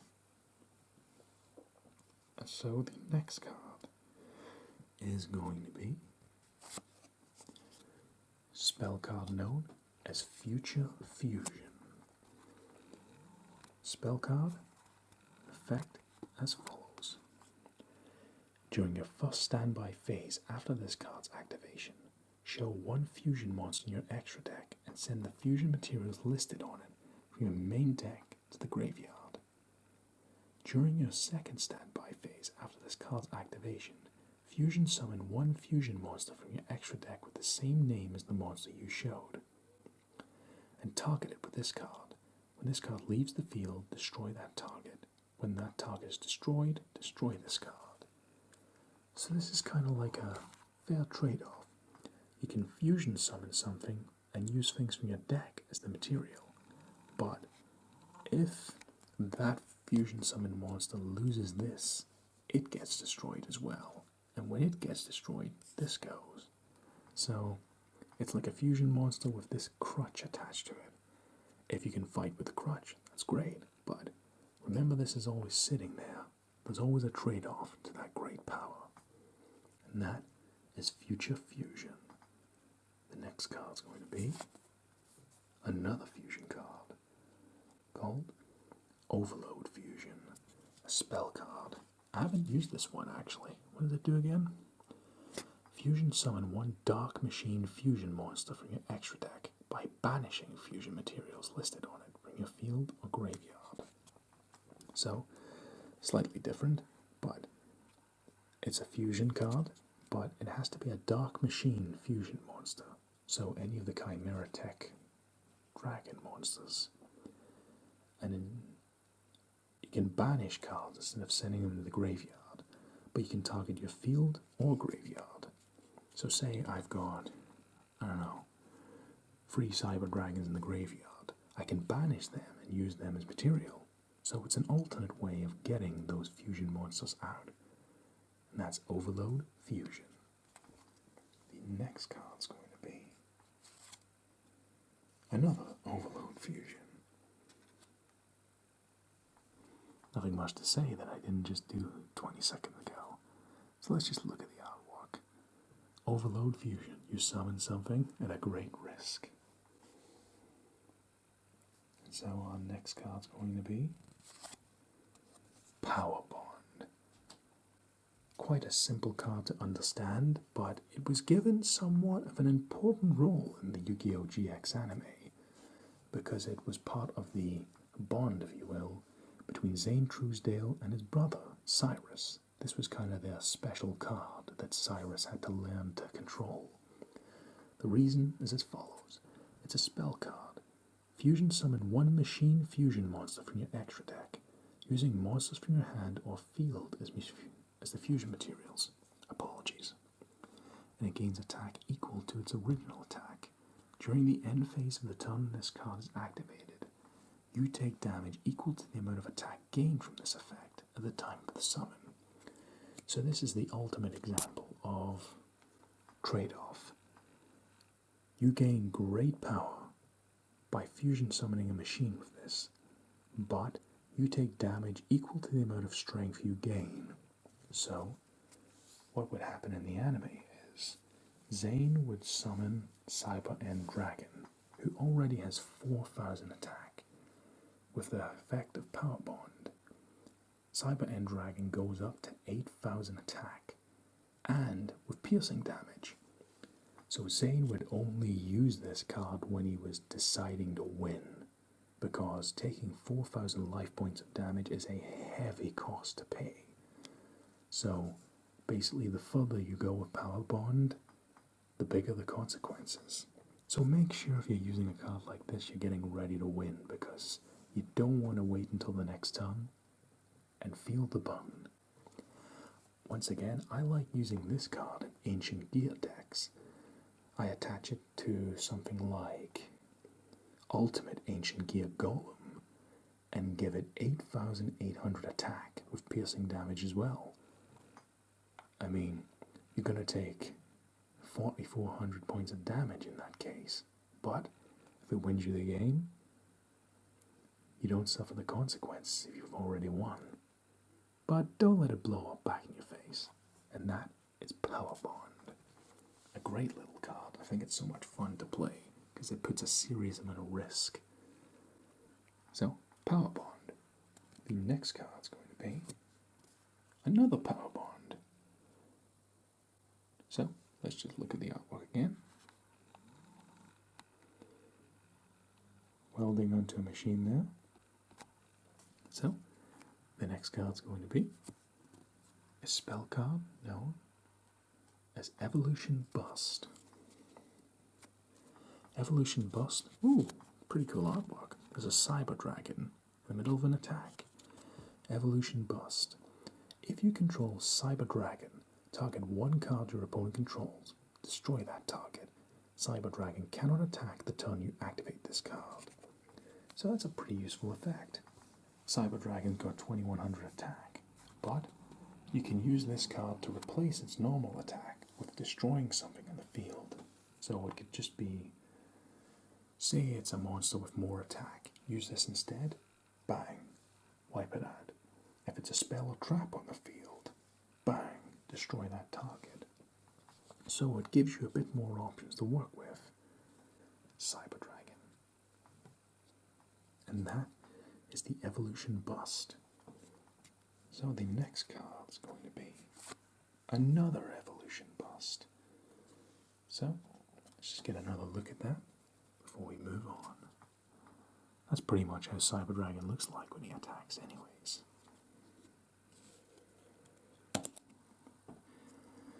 And so, by taking a look at Evolution Bust, we have another Evolution Bust. So all we can do is just admire how cool Cyber Dragon looks over there. Gotta say, that's cool in my book. So the next card's going to be, let me move my chair up. Excuse me. Oop. Hopefully that noise isn't a distraction. Evolution Bust. The next card will be another Evolution Bust. Well, it is quite a useful card, so you might as well have 3 of them, the maximum limit. So, Evolution Bust. Let's get that out of the way. The next card this time will be, oh, I haven't heard of this one. Cybernetic Fusion Support. Spell card. In effect, pay half your life points once. If you fusion summon a machine fusion monster this turn, you can banish monsters from your hand, field, and or graveyard as the fusion materials. You can only activate one cybernetic fusion support per turn. So pretty much this is your free pass. You're going to fusion summon something that's a machine fusion monster. You basically get more options to draw the fusion materials.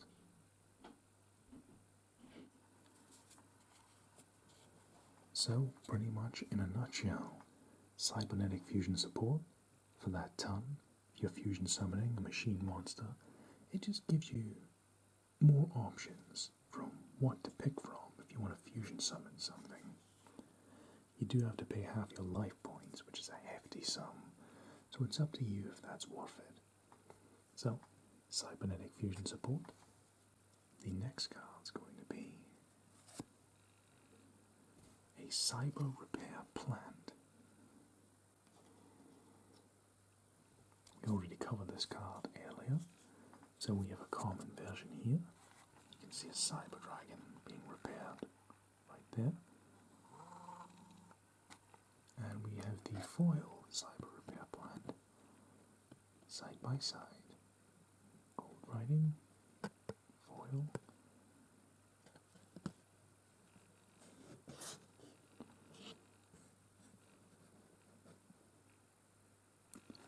Pretty nice. So am I safe in assuming the next card's going to be another cyber repair plant? Let's find out. I am right. The third cyber repair plant. It's quite a useful card to have, so might as well have as many as you possibly can. Cyber repair plant number 3. So the next card is going to be Machina Fortress, an Earth type, level 2, 4, 6, 7. A level 7 machine type monster. It's not a cyber monster, so let's see what the catch is. Machine with an effect. You can discard machine monster or monsters whose total levels equal 8 or more. Then special summon this card from your hand or graveyard. If this card is destroyed by battle and sent to the graveyard, target one card your opponent controls. Destroy that target. Before resolving an opponent's monster effect that targets this face-up card, look at your opponent's hand and discard one card from their hand. An attack of 2,500 and a defense of 1,600. Machina Fortress is pretty much solid backup to a machine-type deck. You can destroy things, get in an opponent's hand, make them discard. And let's just put it this way. Getting the opponent to discard something from their hand can sometimes cripple an entire strategy, so it's not a bad support to have, just in case you need it. So, that's Machina Fortress. I think that's like the first monster card we've had so far that isn't a straight up cyber dragon in some form. So maybe we'll find more. Machina Fortress. The next card's going to be another one. Armored Cyber.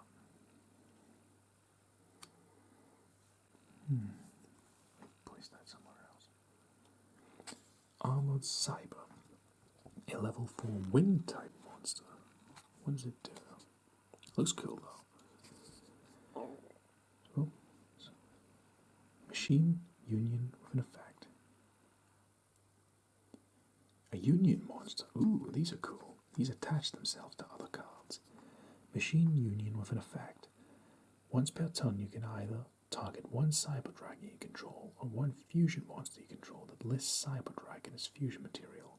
Equip this card to that target, or unequip this card and special summon it. Typical union stuff, except for cyber dragons.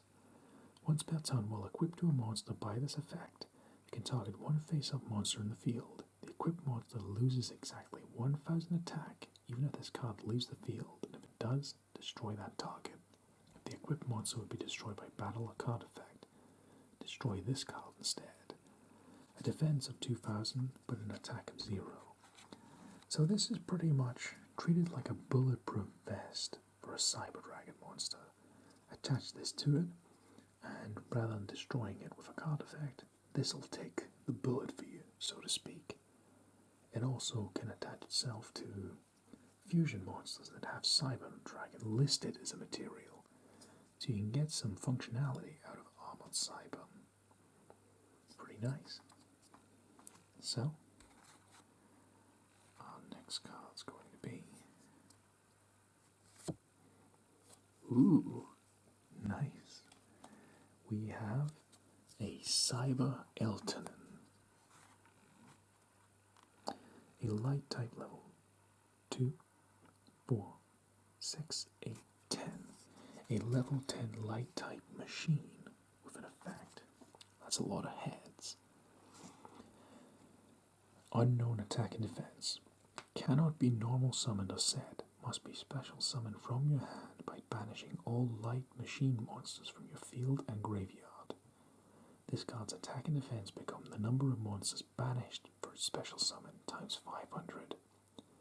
When this card is special summoned, send all of the face-up monsters in the field to the graveyard. So this is kind of like your nuclear weapon, if you will. You banish all light machine monsters from your field and the graveyard. You gain 500 attack for each one, and you sweep the field of any face-up monsters. So you can clear the field and get possibly a monster with a colossal amount of attack if there's lots of light machines in the graveyard or the field. So say for talking sake, that was 10 of them. If you got rid of 10 light machine monsters, this card would gain 5,000 attack, which is nothing to laugh at. Cyber Eltonin. Pretty damn cool. And the next card's going to be another Cyber Eltonin. I'm almost saying Cyber Elton, like Elton John. Well, this clearly ain't Elton John. Cyber Eltonin.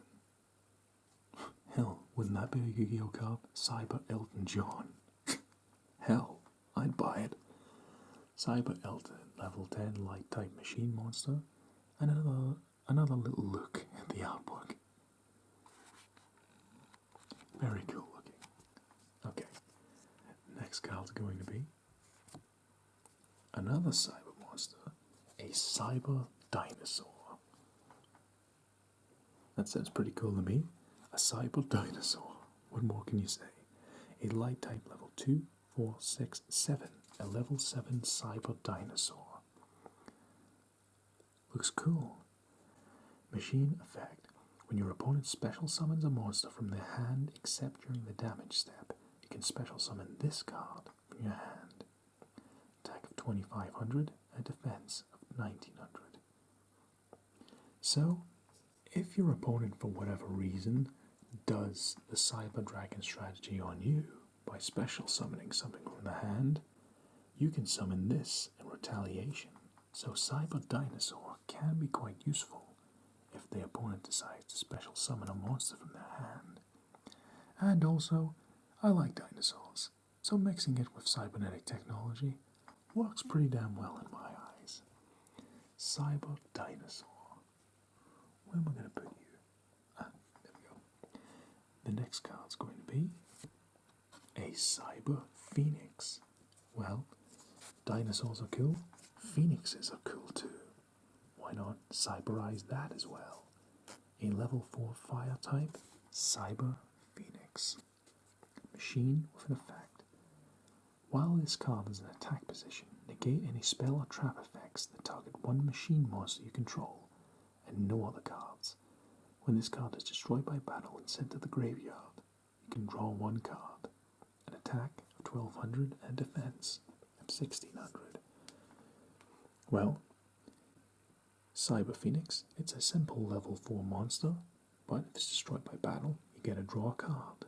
And it's a cyber monster in the graveyard, which you can use for all types of play. Cyber Phoenix.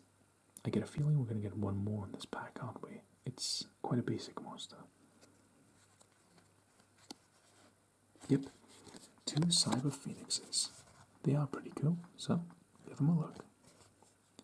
Quite unusual they would be fire types, but hey, I ain't complaining. So, 2 Cyber Phoenixes.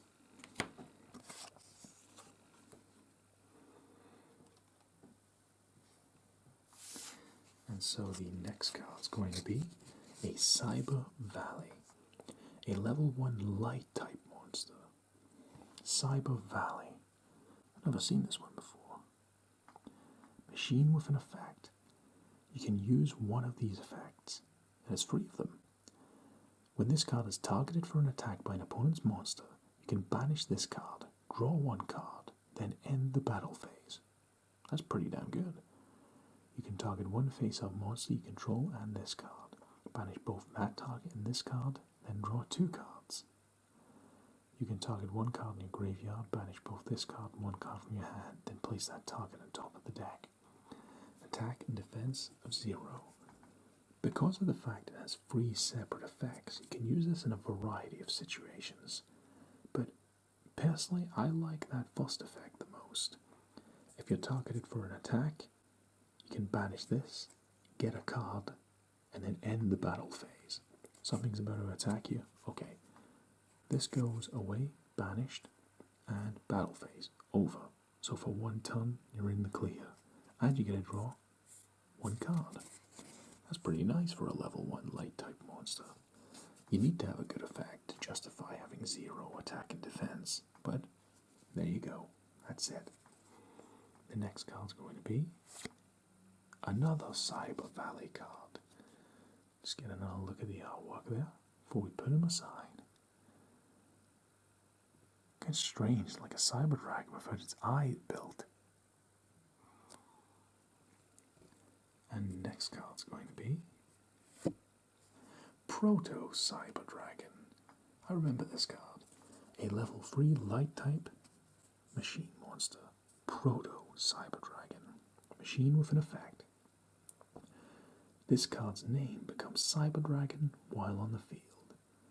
An attack of 1100, a defense of 600. So on the surface, it just seems like a weaker Cyber Dragon. And that's pretty much what it is. But when it's on the field, it counts in name as a regular Cyber Dragon, meaning you can use it as fusion material, which is a good way to bypass the limit of only allowing 3 cards with the same name in a dueling deck. For those of you who don't know, the maximum limit you can have of the same card is 3. So I'm only allowed 3 Cyber Dragons in my deck at once, but there's nothing wrong with a card that can have the name Cyber Dragon, because it only activates on the field. So, you could put a Cyber Dragon on the field. You couldn't, if you wanted a fusion summon Cyber Twin Dragon, you couldn't do it with a Proto Cyber Dragon in your hand, because it's called Proto Cyber Dragon. But if it's on the field, its name becomes Cyber Dragon. So, it's perfectly fair to use that as fusion material, which is a nice little gimmick you can get around. Proto Cyber Dragon. Cool little Cyber Dragon substitute. The next card's going to be a Cyber Dragon Core. Cyber Dragon Core is a level 2 light type monster with an effect. I think this is basically what a Cyber Dragon looks like without its armor on. In fact, yeah, because if you look at Cyber Repair Plant, look at the insides. Yeah, that's the outer casing of a Cyber Dragon. So Cyber Dragon Core is basically the skeleton of a Cyber Dragon. Machine with an effect. When this card is normal summoned, add 1 Cyber spell and trap from your deck to your hand. If only your opponent controls a monster, you can banish this card from your graveyard and special summon 1 Cyber Dragon monster from your deck. You can only use 1 Cyber Dragon Core effect per turn, and only once that turn. This card's name becomes Cyber Dragon while on the field or in the graveyard. An attack of 400 and a defense of 1500.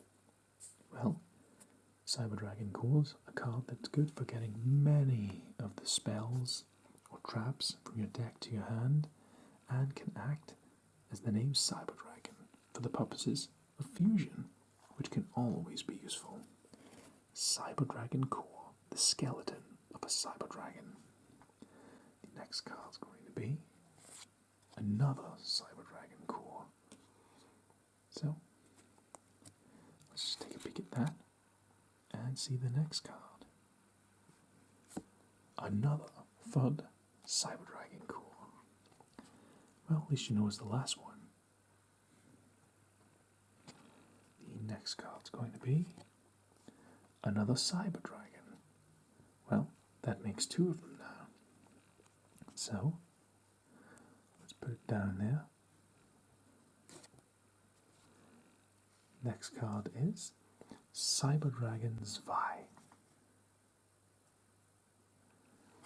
In fact, no, Cyber Dragon Drei. I got mixed up there. I was reading the Cyber Dragon Infinity down there. Cyber Dragon Drei. Cyber Dragon Free, in other words. A level 4 light type machine monster with an effect. When this card is normal summon, you can make all Cyber Dragon you currently control become level 5. You cannot special summon any monsters during the turn you activate this effect, except machine monsters. If this card is banished, you can target one Cyber Dragon you control. It cannot be destroyed by battle or card effects this turn. This card's name becomes Cyber Dragon while on the field or in the graveyard. 1800 attack and 1800 defense. This is a very useful little effect. So, this can make all of the Cyber Dragon cards become level 5. So say we took the... where are you? Say we had a Proto Cyber Dragon on the field. It's a level 3 monster. And we put Cyber Dragon Dry on the field. Well, both these monsters will become level 5 because they count as Cyber Dragon. Then, because you have 2 level 5 Cyber Dragons, you can summon something like, well, if you had 3 monsters in the field with this effect, you could summon Cyber Dragon Infinity or other monsters. It's another way to get around the limitations of the game. Cyber Dragon Drei. The next card's going to be Cyber Dragon Zwei. So what I was trying to say earlier, there's Cyber Dragon Free, and here's Cyber Dragon 2.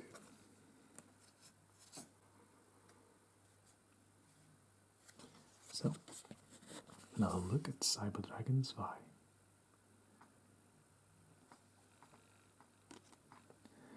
And the next card's going to be Cyber Dragon Drei, another one. And a last card. Last but not least, we have the missing final Cyber Dragon, which makes all 3. Basically, the entire point of this deck is to work around the fact you're only allowed 3 of these in your deck at once. And look at the amount of cards we've got to get around that. So, what we're going to do is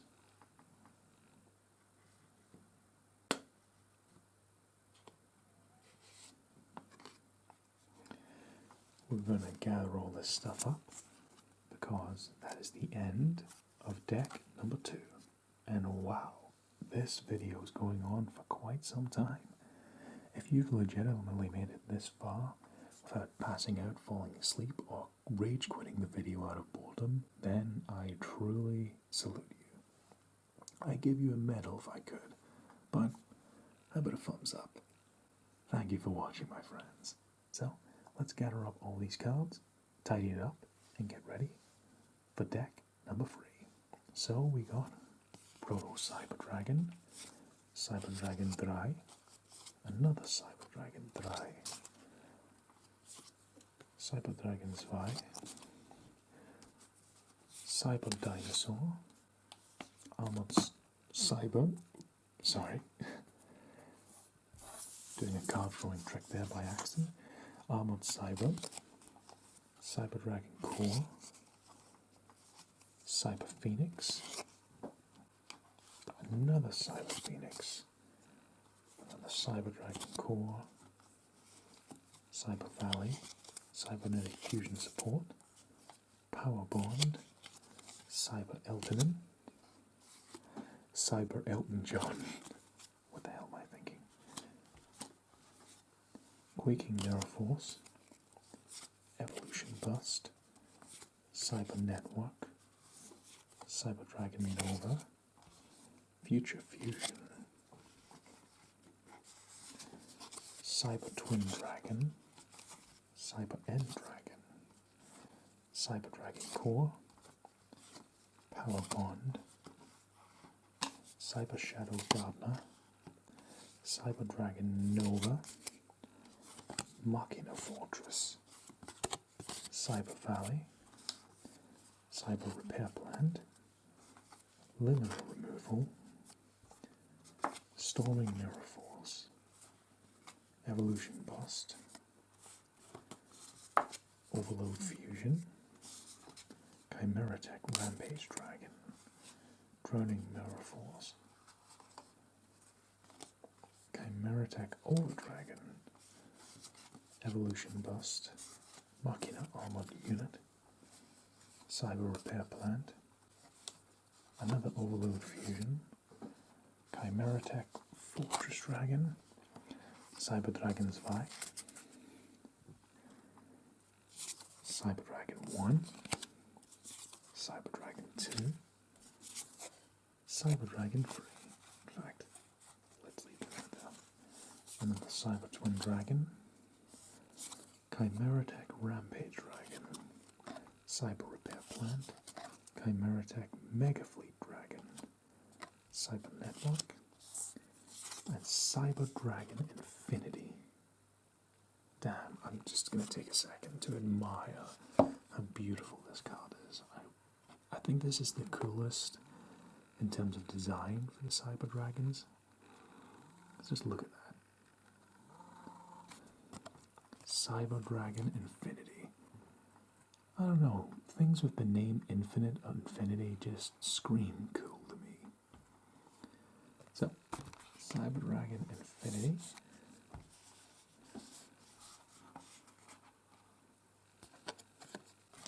The free Cyber Dragons we have been mentioning all day.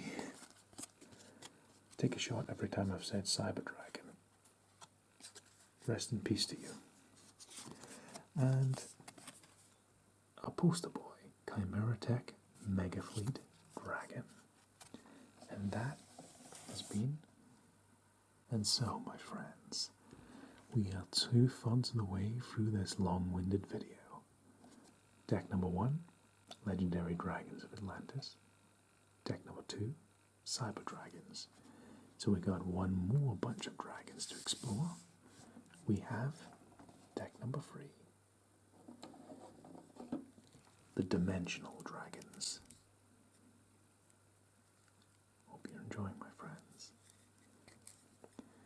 This will include the Dimensional Dragons from Yu-Gi-Oh! Arc 5. Let's do this.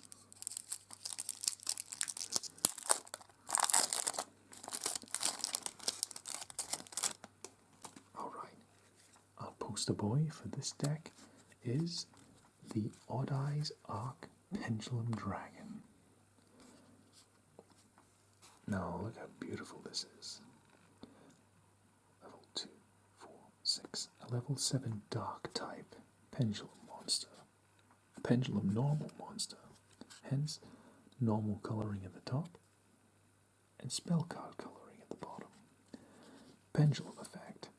If an Odd Eyes card or cards you control is destroyed by battle or card effect, you can special summon one Odd Eyes monster from your hand, deck, or graveyard.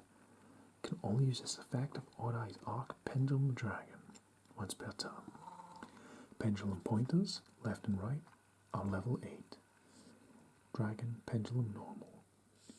Made from miracles, this valiant and beautiful dragon has gleaming eyes that reflect an arc drawn in the sky, an attack of 2700 and a defense of 2000. The Odd Eyes Arc Pendulum Dragon. I love cards that are of the normal type. Sure, you don't get many of them nowadays, but I like the fact they're just simple monsters with lore written on them. Just a simple description of the monster. It gets your imagination running. Made from miracles, this valiant and beautiful dragon has gleaming eyes that reflect an arc drawn in the sky. That is the Odd Eyes Arc Pendulum Dragon. A good start to a season I'm not as up to speed compared to GX or Season 1. I'm up to speed with things like Dark Magician, Blue Eyes, and then GX, your Elemental Heroes, Ancient Gears, and so on and so forth. But Arc 5 is a bit of a blind spot for me. So, we'll see how long I can stretch this out for. Odd Eyes Arc Pendulum Dragon for our first card. Our second card's going to be Odd Eyes Pendulum Dragon. And wow, this looks incredible in the light. I'm going to pull the lamp a bit closer so you can really see the colours bouncing off of this card. Odd Eyes Pendulum Dragon, a level 2, 4, 6, 7 dark type monster. Look at that artwork. The colour just beams off of it. So, Dragon Pendulum with an effect. Pendulum effect. You can reduce the battle damage you take from an attack involving a pendulum monster you control to 0. During your end phase, you can destroy this card. If you do, add one pendulum monster with 1500 or less attack from your deck to your hand. You can only use each pendulum effect of Odd Eyes Pendulum Dragon once per turn. Level 4 pointers on each side. Dragon Pendulum with an effect. If this card battles an opponent's monster, any battle damage this card inflicts to your opponent is doubled. An attack of 2500 and a defense of 2000. I really wish there was a lot more cards that had that effect. Any battle damage it inflicts is doubled. So, say it was a direct attack. 5000 attack out of a 2500 attack monster. I like that. That's the Odd Eyes Pendulum Dragon. Counterpart to the Odd Eyes Arc Pendulum Dragon. Really cool looking. So the next card's going to be the fusion monster known as the Starving Venom Fusion Dragon. Level 2, 4, 6, 8. Wait, is that level 8? 1, 2, 3, 4, 5, 6, 7. Yeah, it is. I was about to say 7. A level 8 fusion type monster. Dragon Fusion with an effect. Starving Venom Fusion Dragon. Requires 2 dark monsters in the field except tokens. If this card is fusion summoned, you can make this card gain attack equal to one opponent's special summon monster until the end of this turn. Once per turn, you can target one level 5 or higher monster your opponent controls. Until the end of this turn, this card's name becomes that monster's original name, and replace this effect with that monster's original effects. If this fusion summon card is destroyed, you can destroy all opponents' special summon monsters. An attack of 2800 and a defense of 2000. So basically, the Starving Venom Fusion Dragon steals the effects of opponents' monsters. Pretty cool. And an excellent fuck dragon to put on the top row. So, the next card's going to be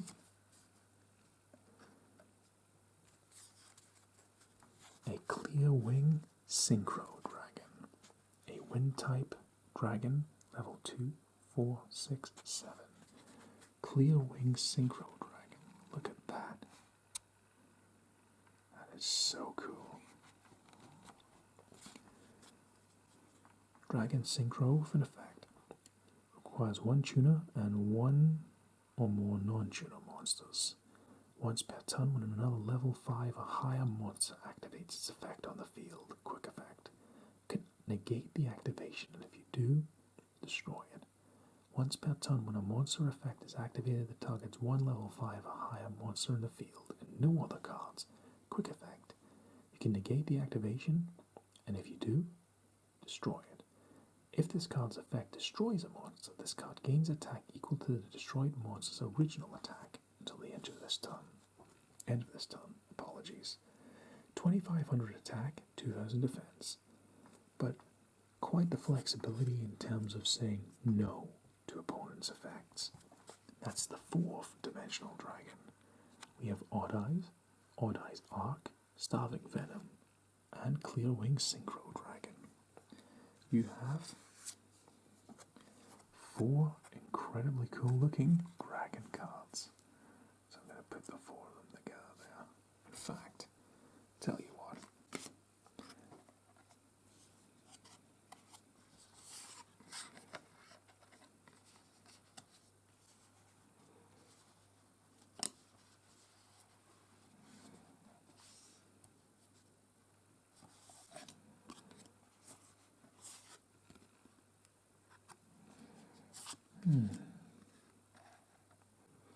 I just feel like doing this for some reason.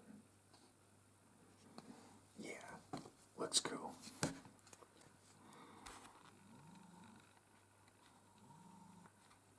All 4 dragons together. And so our next card's going to be an Xyz monster. A Dark Rebellion Xyz dragon. A level, well, not level, but rank 4 dark type. Dark Rebellion Xyz dragon. Dragon Xyz with effect. Requires 2 level 4 monsters. You can detach 2 materials from this card, then target 1 face-up monster your opponent controls. Its attack becomes half its current attack. If it does, this card gains that lost attack. 2500 attack and 2000 defense. So, you can weaken an opponent's monster and gain their loss. Quite useful way to leech the opponent's attack points. Dark Rebellion Xyz Dragon. Quite the cool design. And so our next card's going to be another Odd Eyes Pendulum Dragon. Now with the common, we can really see that vibrant and colorful artwork. I mean, that's beautiful. Odd Eyes, Pendulum Dragon. Next card is Supreme King Dragon Odd Eyes. A dark type level 2, 4, 6, 8. Pendulum effect. You contribute 1 Supreme King Dragon monster. Destroy this card. If you do, add 1 Pendulum monster with 1500 or less attack from your deck to your hand. Pendulum counters 4 on each side. Dragon Pendulum with effect. You contribute 2 Supreme King Dragon monsters. Special summon this card from your hand. If your Pendulum monster battles an opponent's monster, any battle damage it inflicts to your opponent is doubled. During the battle phase, quick effect, you contribute this card. Special summon up to 2 face-up Supreme King Dragon and or Supreme King Gate Pendulum monsters from your extra deck in defense position, except Supreme King Dragon Odd Eyes. Attack of 2500 and defense of 2000. So it's basically an Odd Eyes dragon with a little bit more support for Supreme King monsters. And that is Supreme King Dragon Odd Eyes. Next card is Odd Eyes Absolute Dragon. A water type rank 2, 4, 6. A rank 7 Odd Eyes Absolute Dragon. Dragon Xyz with an effect. Requires 2 level 7 monsters. When any player's monster declares an attack, you can detach 1 material from this card, negate the attack, then you can special summon 1 Odd Eyes monster from your hand or graveyard. If this Xyz summon card is sent to the graveyard, you can special summon 1 Odd Eyes monster from your extra deck, except Odd Eyes Absolute Dragon. You can only use each effect of Odd Eyes Absolute Dragon once per turn. 2800 attack and 2500 defense. So, if you get attacked, you can detach a material and stop it. Then you can special summon an Odd Eyes monster from your hand or graveyard. So you can cancel effects and get odd eyes out in the field if your friend. Quite a nifty little effect to have. And our next card's going to be Supreme King Dragon, Dark Rebellion, a rank 4 Dark type monster. Supreme King Dragon, Dark Rebellion. Dragon Xyz with an effect. Requires 2 level 4 Dark Pendulum monsters. Once per turn before damage calculation, if this card battles an opponent's monster, you can detach 1 material from this card. Until the end of this turn, change the attack of that face-up opponent's monster to 0. If you do, this card gains attack equal to the original attack of that opponent's monster. During the battle phase, quick effect, you can return this card to the extra deck, special summon up to 2 face-up Supreme King Dragon and or Supreme King Gate Pendulum monsters from your extra deck in defense position. Once again, support for Supreme King Dragon monsters. Quite useful for that small archetype. And so, that was Supreme King Dragon Dark Rebellion. The next card's going to be a Synchro monster. We have Odd Eyes Meteor Bust Dragon, a fire type, level 2, 4, 6, a level 7 fire type dragon synchro with an effect. 1 tuner and 1 non-tuner monsters. When this card is special summoned, you can target 1 card in your pendulum zone. Special summon it. Also, this card cannot attack for the rest of this turn. You can only use this effect of Odd Eyes Meteor Bust Dragon once per turn. Monsters in your opponent's possession cannot activate their effects during the battle phase. 2500 attack and 2000 defense. Pretty good that during the battle phase, your opponent just can't use effects.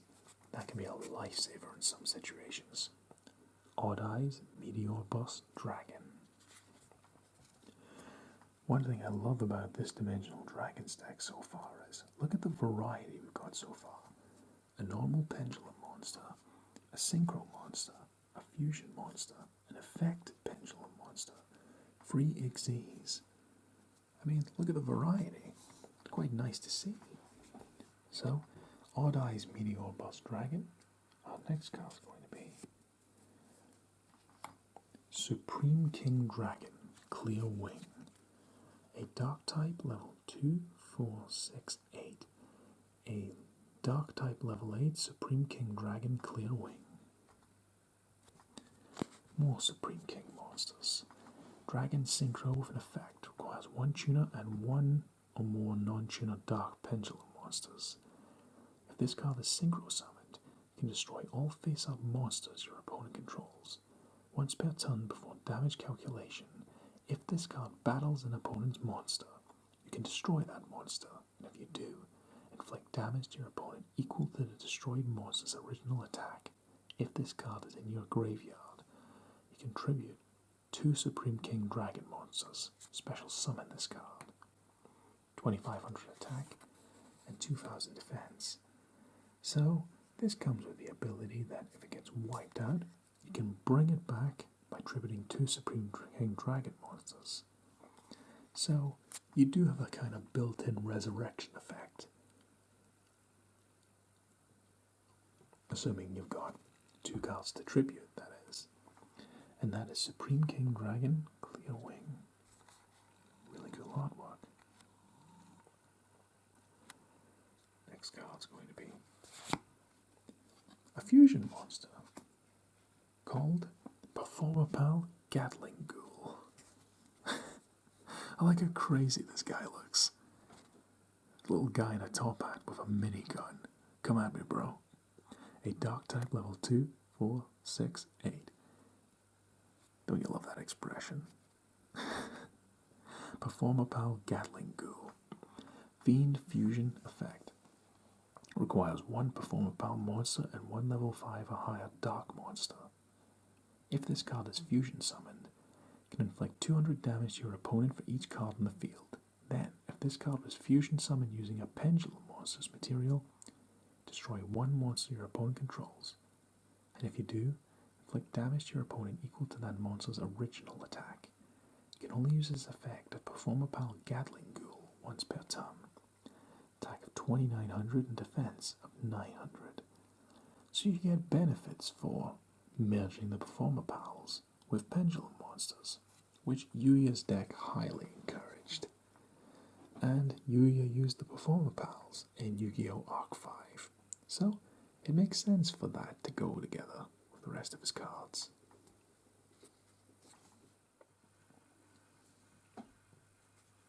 And so we have Performer Pal, Gatling Ghoul. Isn't he cool? And so, the next card's going to be another fusion card. We have the Wind type, Odd Eyes Vortex Dragon, level 2, 4, 6, 7. We have plenty of Odd Eyes monsters in this deck. Dragon fusion with an effect. One Odd Eyes monster and one Pendulum monster. When this card is special summoned, you can target one opponent's face-up attack position monster. Return it to the hand. When a spell, a trap card, or another monster's effect is activated, quick effect, you can shuffle one face-up Pendulum monster from your extra deck into the deck. Negate the activation, and if you do, destroy that card. You can only use each effect of Odd Eyes Vortex Dragon once per turn.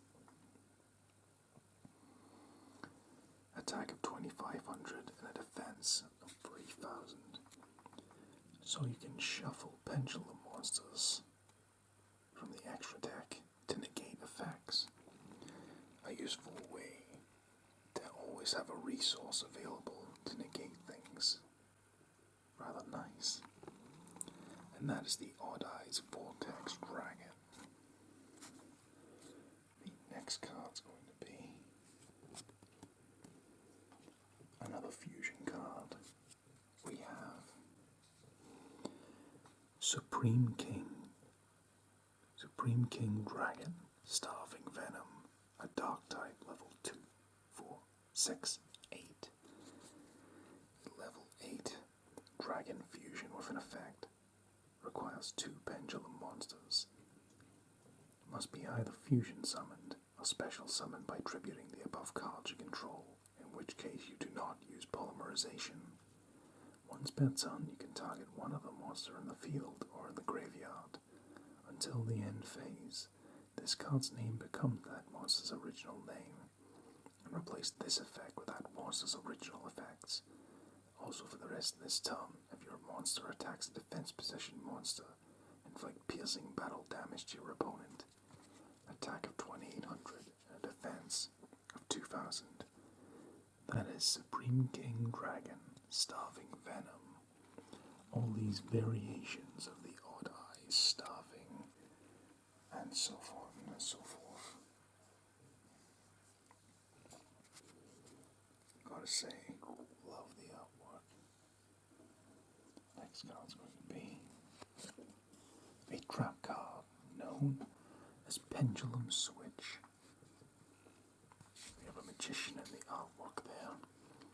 Trap with an effect. You can target one card in your Pendulum Zone. Special summon it. You can target one Pendulum monster in your monster zone. Place that Pendulum monster in your Pendulum Zone.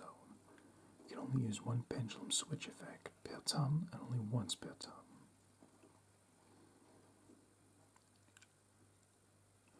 So basically, Pendulum Monster Shenanigans, which was a high focus of this season of the TV show. Pendulum Switch. The next card's going to be a second Pendulum Switch. Ways of getting Pendulum monsters into the field.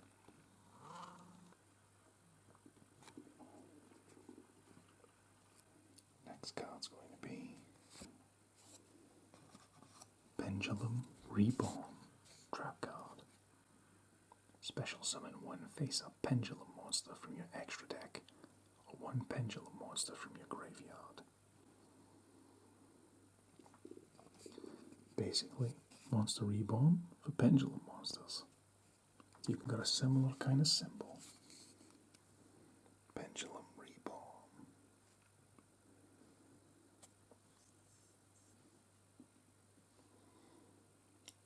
And the next card's going to be a second Pendulum Reborn. Next card's going to be another trap card called Echo Oscillation. You can target one card in your pendulum zone, destroy it, then draw one card. You can only use this effect of Echo Oscillation once per turn. So, the trade-off: destroy a pendulum monster in your pendulum zone and draw a card. Lose one to gain one. Echo Oscillation. Nice effect of the pendulum there. And the next card's going to be Spell Card, a staple in many decks. We have Terraforming, used by pretty much everyone because of its simple effect. Add one field spell from your deck to your hand. That's it. Works for everyone across the board. You want to get a field spell, pop Terraforming, and you'll get it in no time. Nice artwork as well. Terraforming. And the next card's going to be a second Terraforming. Let's just appreciate the artwork. Very nice. Next card's going to be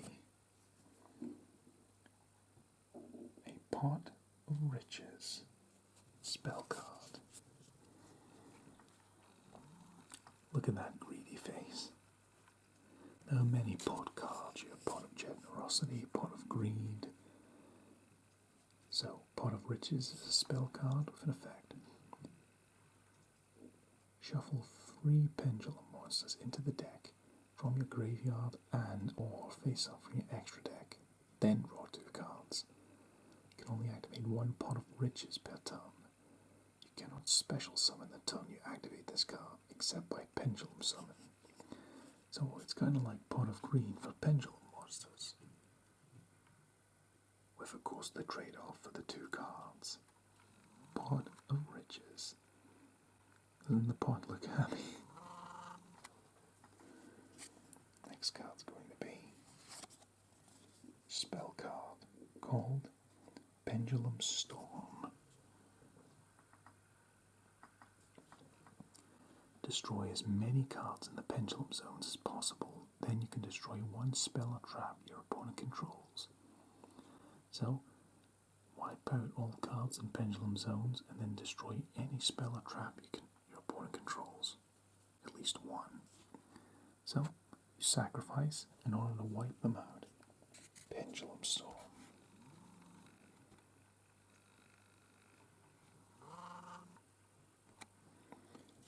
Next card's going to be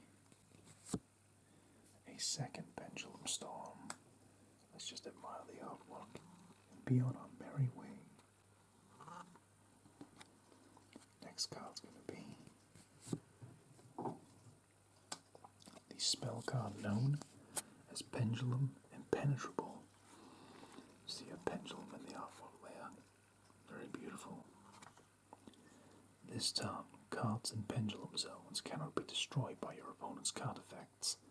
Also negate any effect activated by your opponent that targeted a card or cards in the pendulum zones. Basically, giving your pendulum monsters immunity for a little while. Pendulum Impenetrable does what it says on the tin. Nice little spell card. Next card's going to be a second Pendulum Impenetrable. Admire the artwork again. Pendulums are cool.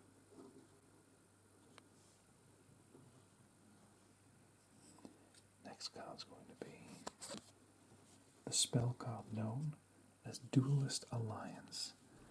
The swing of the pendulum, once again. Duelist Alliance ability. If there is a card in the Pendulum Zone, add one Pendulum monster, or Pendulum spell trap from your deck to your hand. You can only activate one Duelist Alliance once per turn.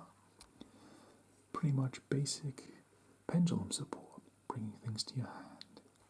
That is the Duelist Alliance. I love the design of the pendulum going across. Next card's going to be a second Duelist Alliance.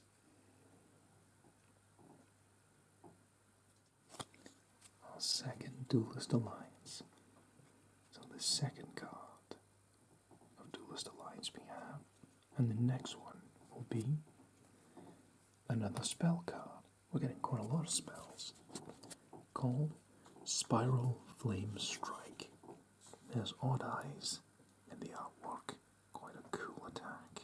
Spiral Flame Strike. Activate one of these effects. Effect 1. If you control an odd eyes card, target one card on the field. Destroy it. Pretty basic. Or add to your hand one level 7 odd eyes monster from your deck, or one face-up level 7 odd eyes pendulum monster from your extra deck.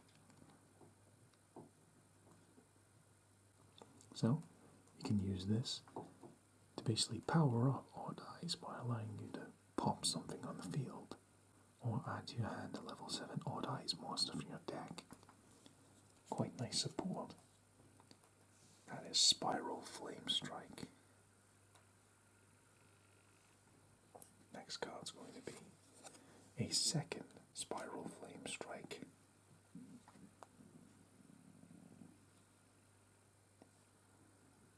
We've already covered that, so the next card's going to be lots of doubles in this pack.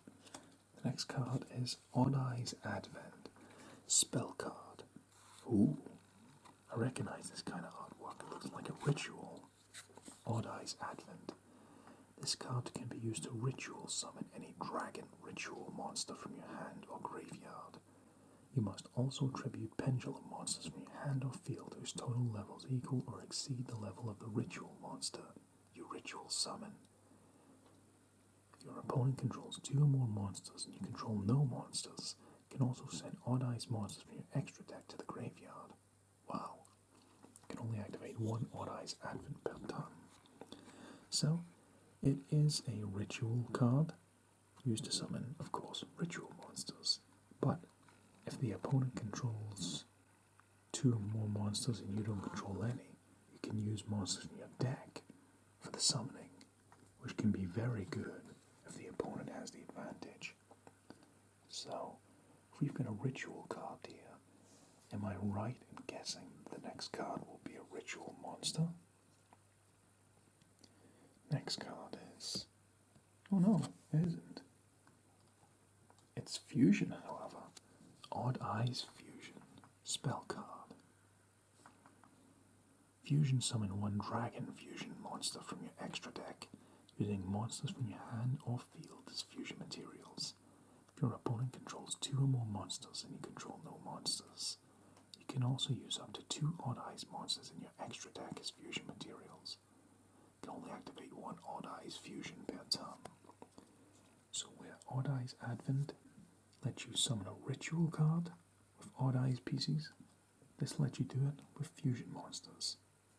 Odd Eyes Fusion.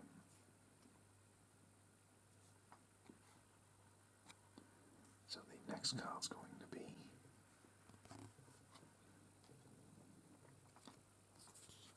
is it Iris or Iris? Sky Iris. Spell card. Quite a cool looking artwork. I love the color on that. Your opponent cannot target Magician, Performer Pal, or Odd Eyes cards in your pendulum zones with card effects. That's pretty broad support for all the Yugi as monsters. Your opponent cannot target Magician, Performer Pal, or Odd Eyes cards in your pendulum zones with card effects. You can target one other face-up card you control, destroy it, and if you do, add one Odd Eyes card from your deck to your hand. You can only use this effect of Sky Iris once per turn. I don't know if it's Iris or Iris. Because Iris as in I, or Iris as in the female name. I don't know. Sky Iris. Spell card. Next card's going to be a second Sky Iris. Getting close to the end, my friends. Thank you for joining me along the way. As we get into the next card, a ritual card. I love ritual monsters just for the coloration of the cards. So, with Odd Eyes Advent, we can summon this thing. Odd Eyes Gravity Dragon, an F-type, level 2, 4, 6, 7. Odd Eyes Advent Dragon. Dragon Ritual with an effect.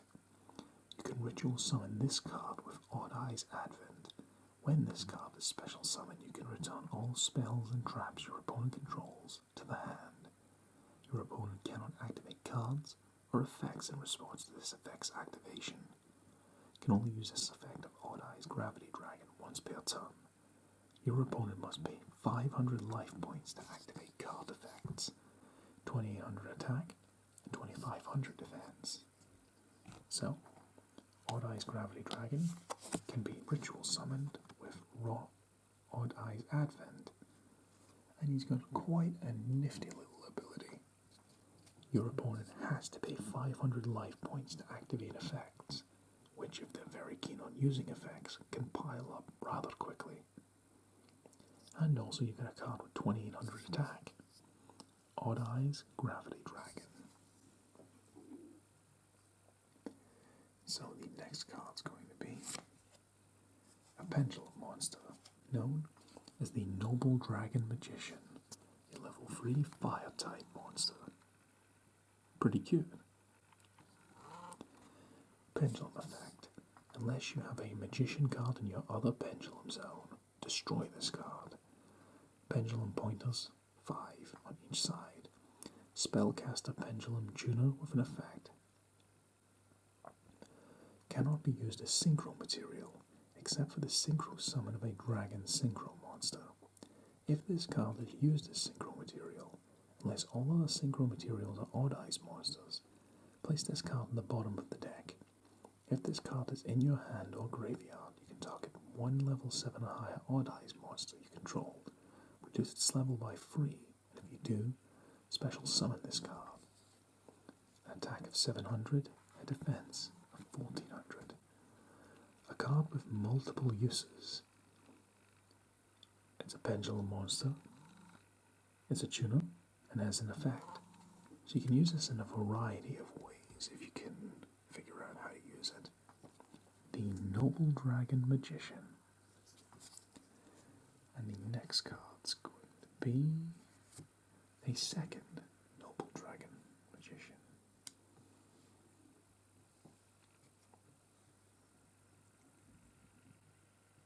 Cute. Next card's going to be a Performer Pal. You go, Golem. What a cute name. Level 4 Dark type. Performer Pal. You go, Golem. Pendulum effect. Once per turn of a monster is fusion summoned to your field, except during the damage step. You can add one Performer Pal, Odd Eyes, or Magician Pendulum monster to your from your graveyard, or face up in your extra deck to your hand. Fiend Pendulum with an effect. Once per turn during your main phase, if this card was Pendulum summoned this turn, you can fusion summon one fusion monster from your extra deck, using this card you control and dragon monster you control as fusion materials. 1600 attack, a defense of 1000. So basically, Performer Pal Yugo Golem. If you can pendulum summon it, you can use it as an instigator for a fusion summoning. Rather useful. Performer Pal, you go Golem, you go. Next card is a second Yugo Golem. Performer Pals are so cute. Next is Performapal Raingoat. A level 1 water type monster. A little goat with a little raincoat for bow tie. Performapal Raingoat with his raincoat. A beast with an effect. When a card or effect is activated, it would inflict damage to you. Quick effect. You can discard this card. Make that effect damage to you 0. During the main phase, quick effect. You can discard this card. Then target one Performapal or dice card you control. This turn it cannot be destroyed by battle or card effects. Attack and defense of 0. Like the Performapals, they act as tremendous support for each other. In this case, you can discard this. You can discard this and make effect damage 0. Or discard this card and target a Performapal or dice and make it immune for 1 turn to destruction from battle or card effects. Not bad for a little raingoat with his coat. Performapal Raingoat. Next card is another Performapal. His buddy, Performapal Skull Crobat Joker. That makes me think of Crobat from Pokemon. Level 4 Dark type. Pendulum effect. You cannot pendulum summon monsters except Performapal monsters, Magician Pendulum monsters, and Odd Eyes monsters. Basically, Yugi's entire archetypes. This effect cannot be negated. 2 Pendulum Pointers. At level 8, Spellcaster Pendulum with an effect. When this card is normal summoned, you can add 1 Performapal monster, Magician Pendulum monster, or Odd Eyes monster from your deck to your hand. Except Performapal Skull Crobat Joker. 1800 attack, 100 defense. This is your gatherer. I gather. You summon Skull Crobat to just collect pretty much whatever you want to your hand. Summon him, you get to pick one of 3 archetypes to bring in your hand. That's incredibly useful. I wouldn't be surprised if we get 3 of these in this deck. So the next card's going to be, a Performapal Skull Crobat Joker.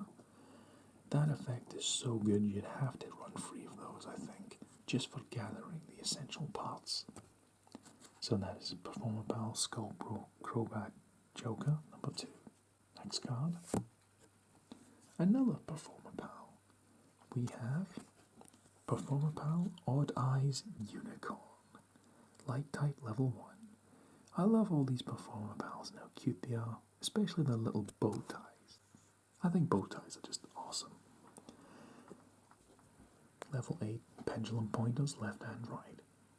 Once while this card is in your pendulum zone, when your Odd Eyes monster declares an attack, you can target one other Performapal monster you control. That attacking monster gains attack equal to the original attack of the targeted monster on the field until the end of the battle phase, even if this card leaves the field. Beast Pendulum effect. When this card is normal or special summoned, you can target 1 Performapal monster in your graveyard. Gain life points equal to its attack. So, you can summon, an attack of 100 and a defense of 600. So its pendulum effect allows you to empower an Odd Eyes monster when it attacks. Or, if you normal summon it, you can target a Performapal and gain life points equal to its attack. So, little Odd Eyes Unicorn can empower an Odd Eyes, his friend, with attack, or heal his master. That is you. Performapal Odd Eyes Unicorn. What a cutie. Next card's going to be a second Performapal Odd Eyes Unicorn. Look so happy. Next card's going to be a Performapal Odd Eyes Light Phoenix. A level 5 light type monster. He's got a cool looking suit. He still manages to pull off the bow tie with a little hat. He looks cool. Level 3 pendulum pointers left and right. When an opponent's monster declares a direct attack while you have a card in your other pendulum zone, you can destroy the card in your other pendulum zone. If you do, special summon this card. So, if you're under attack, sacrifice a pendulum monster to special summon this. Winged Beast Pendulum effect. Quick effect, you contribute this card, then target one performer power monster you control. It gains 1,000 attack until the end of this turn. It's an attack of 2,000, a defense of 1,000. So, its pendulum effect lets you protect yourself by sacrificing a performer power monster by summoning this, or you contribute this card to take a performer power monster and give it 1,000 attack until the end of the turn. So, performer power monsters are really good at supporting their friends. And the next card's going to be an Odd Eyes Mirage Dragon, a level 3 dark type monster. Pendulum of an effect. Level 8 pointers left and right. Pendulum effect. Once per turn, if a face-up Odd Eyes Pendulum monster or monsters you control is destroyed by battle or card effect, you can destroy one card in your pendulum zone. And, if you do, place one face-up Odd Eyes Pendulum monster in your extra deck in your pendulum zone, except Odd Eyes Mirage Dragon. Regular effect. While an Odd Eyes card is in your pendulum zone, quick effect, you can target one Odd Eyes monster you control. The first time it will be destroyed by battle or card effect this turn, it is not destroyed. You can only use this effect of Odd Eyes Mirage Dragon once per turn. 1,200 attack, 600 defense. So the trade-off for it being weaker is a layer of protection. The first time it will be destroyed, it isn't, which can be more useful than it seems at first appearance. Odd Eyes Mirage Dragon.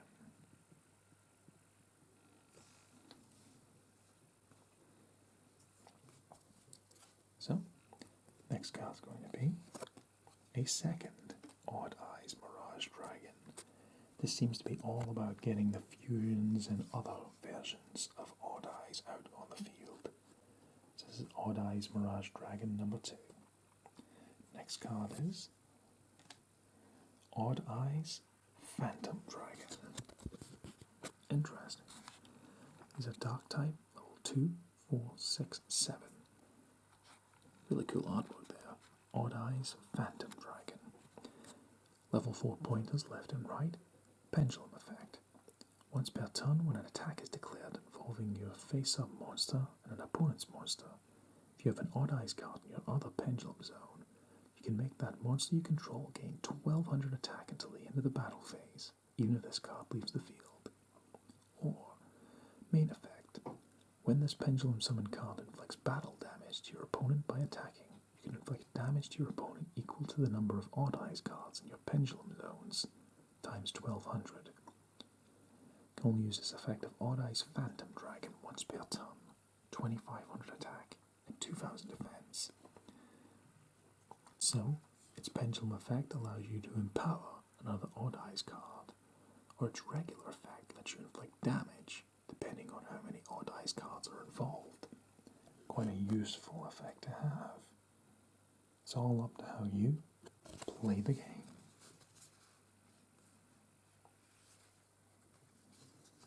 And our next card is another Odd Eyes Phantom Dragon.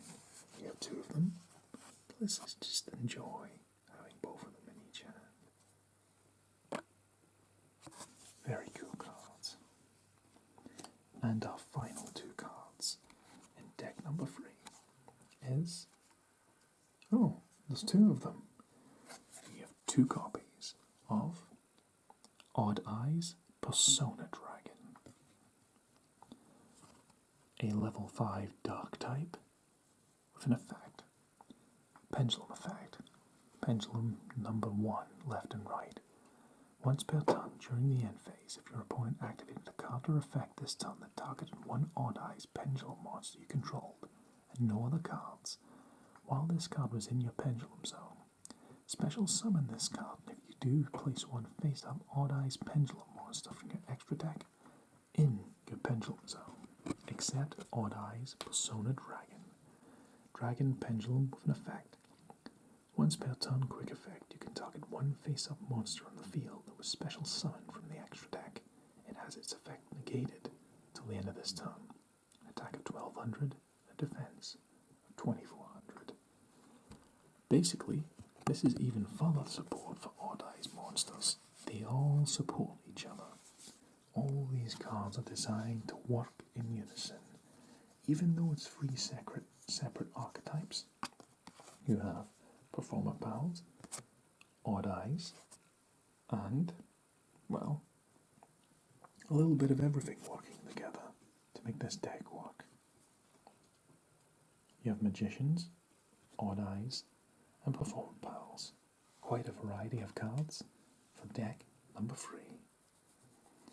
So, we're getting very close to the end of this video, my friends.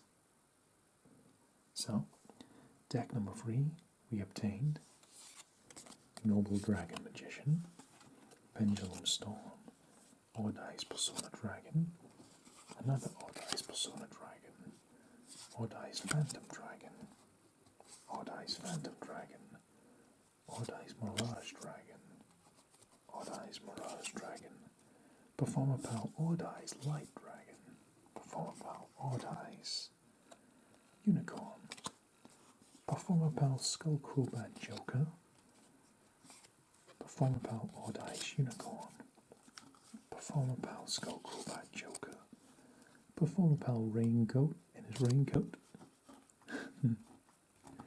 Can't help myself from rhyming sometimes.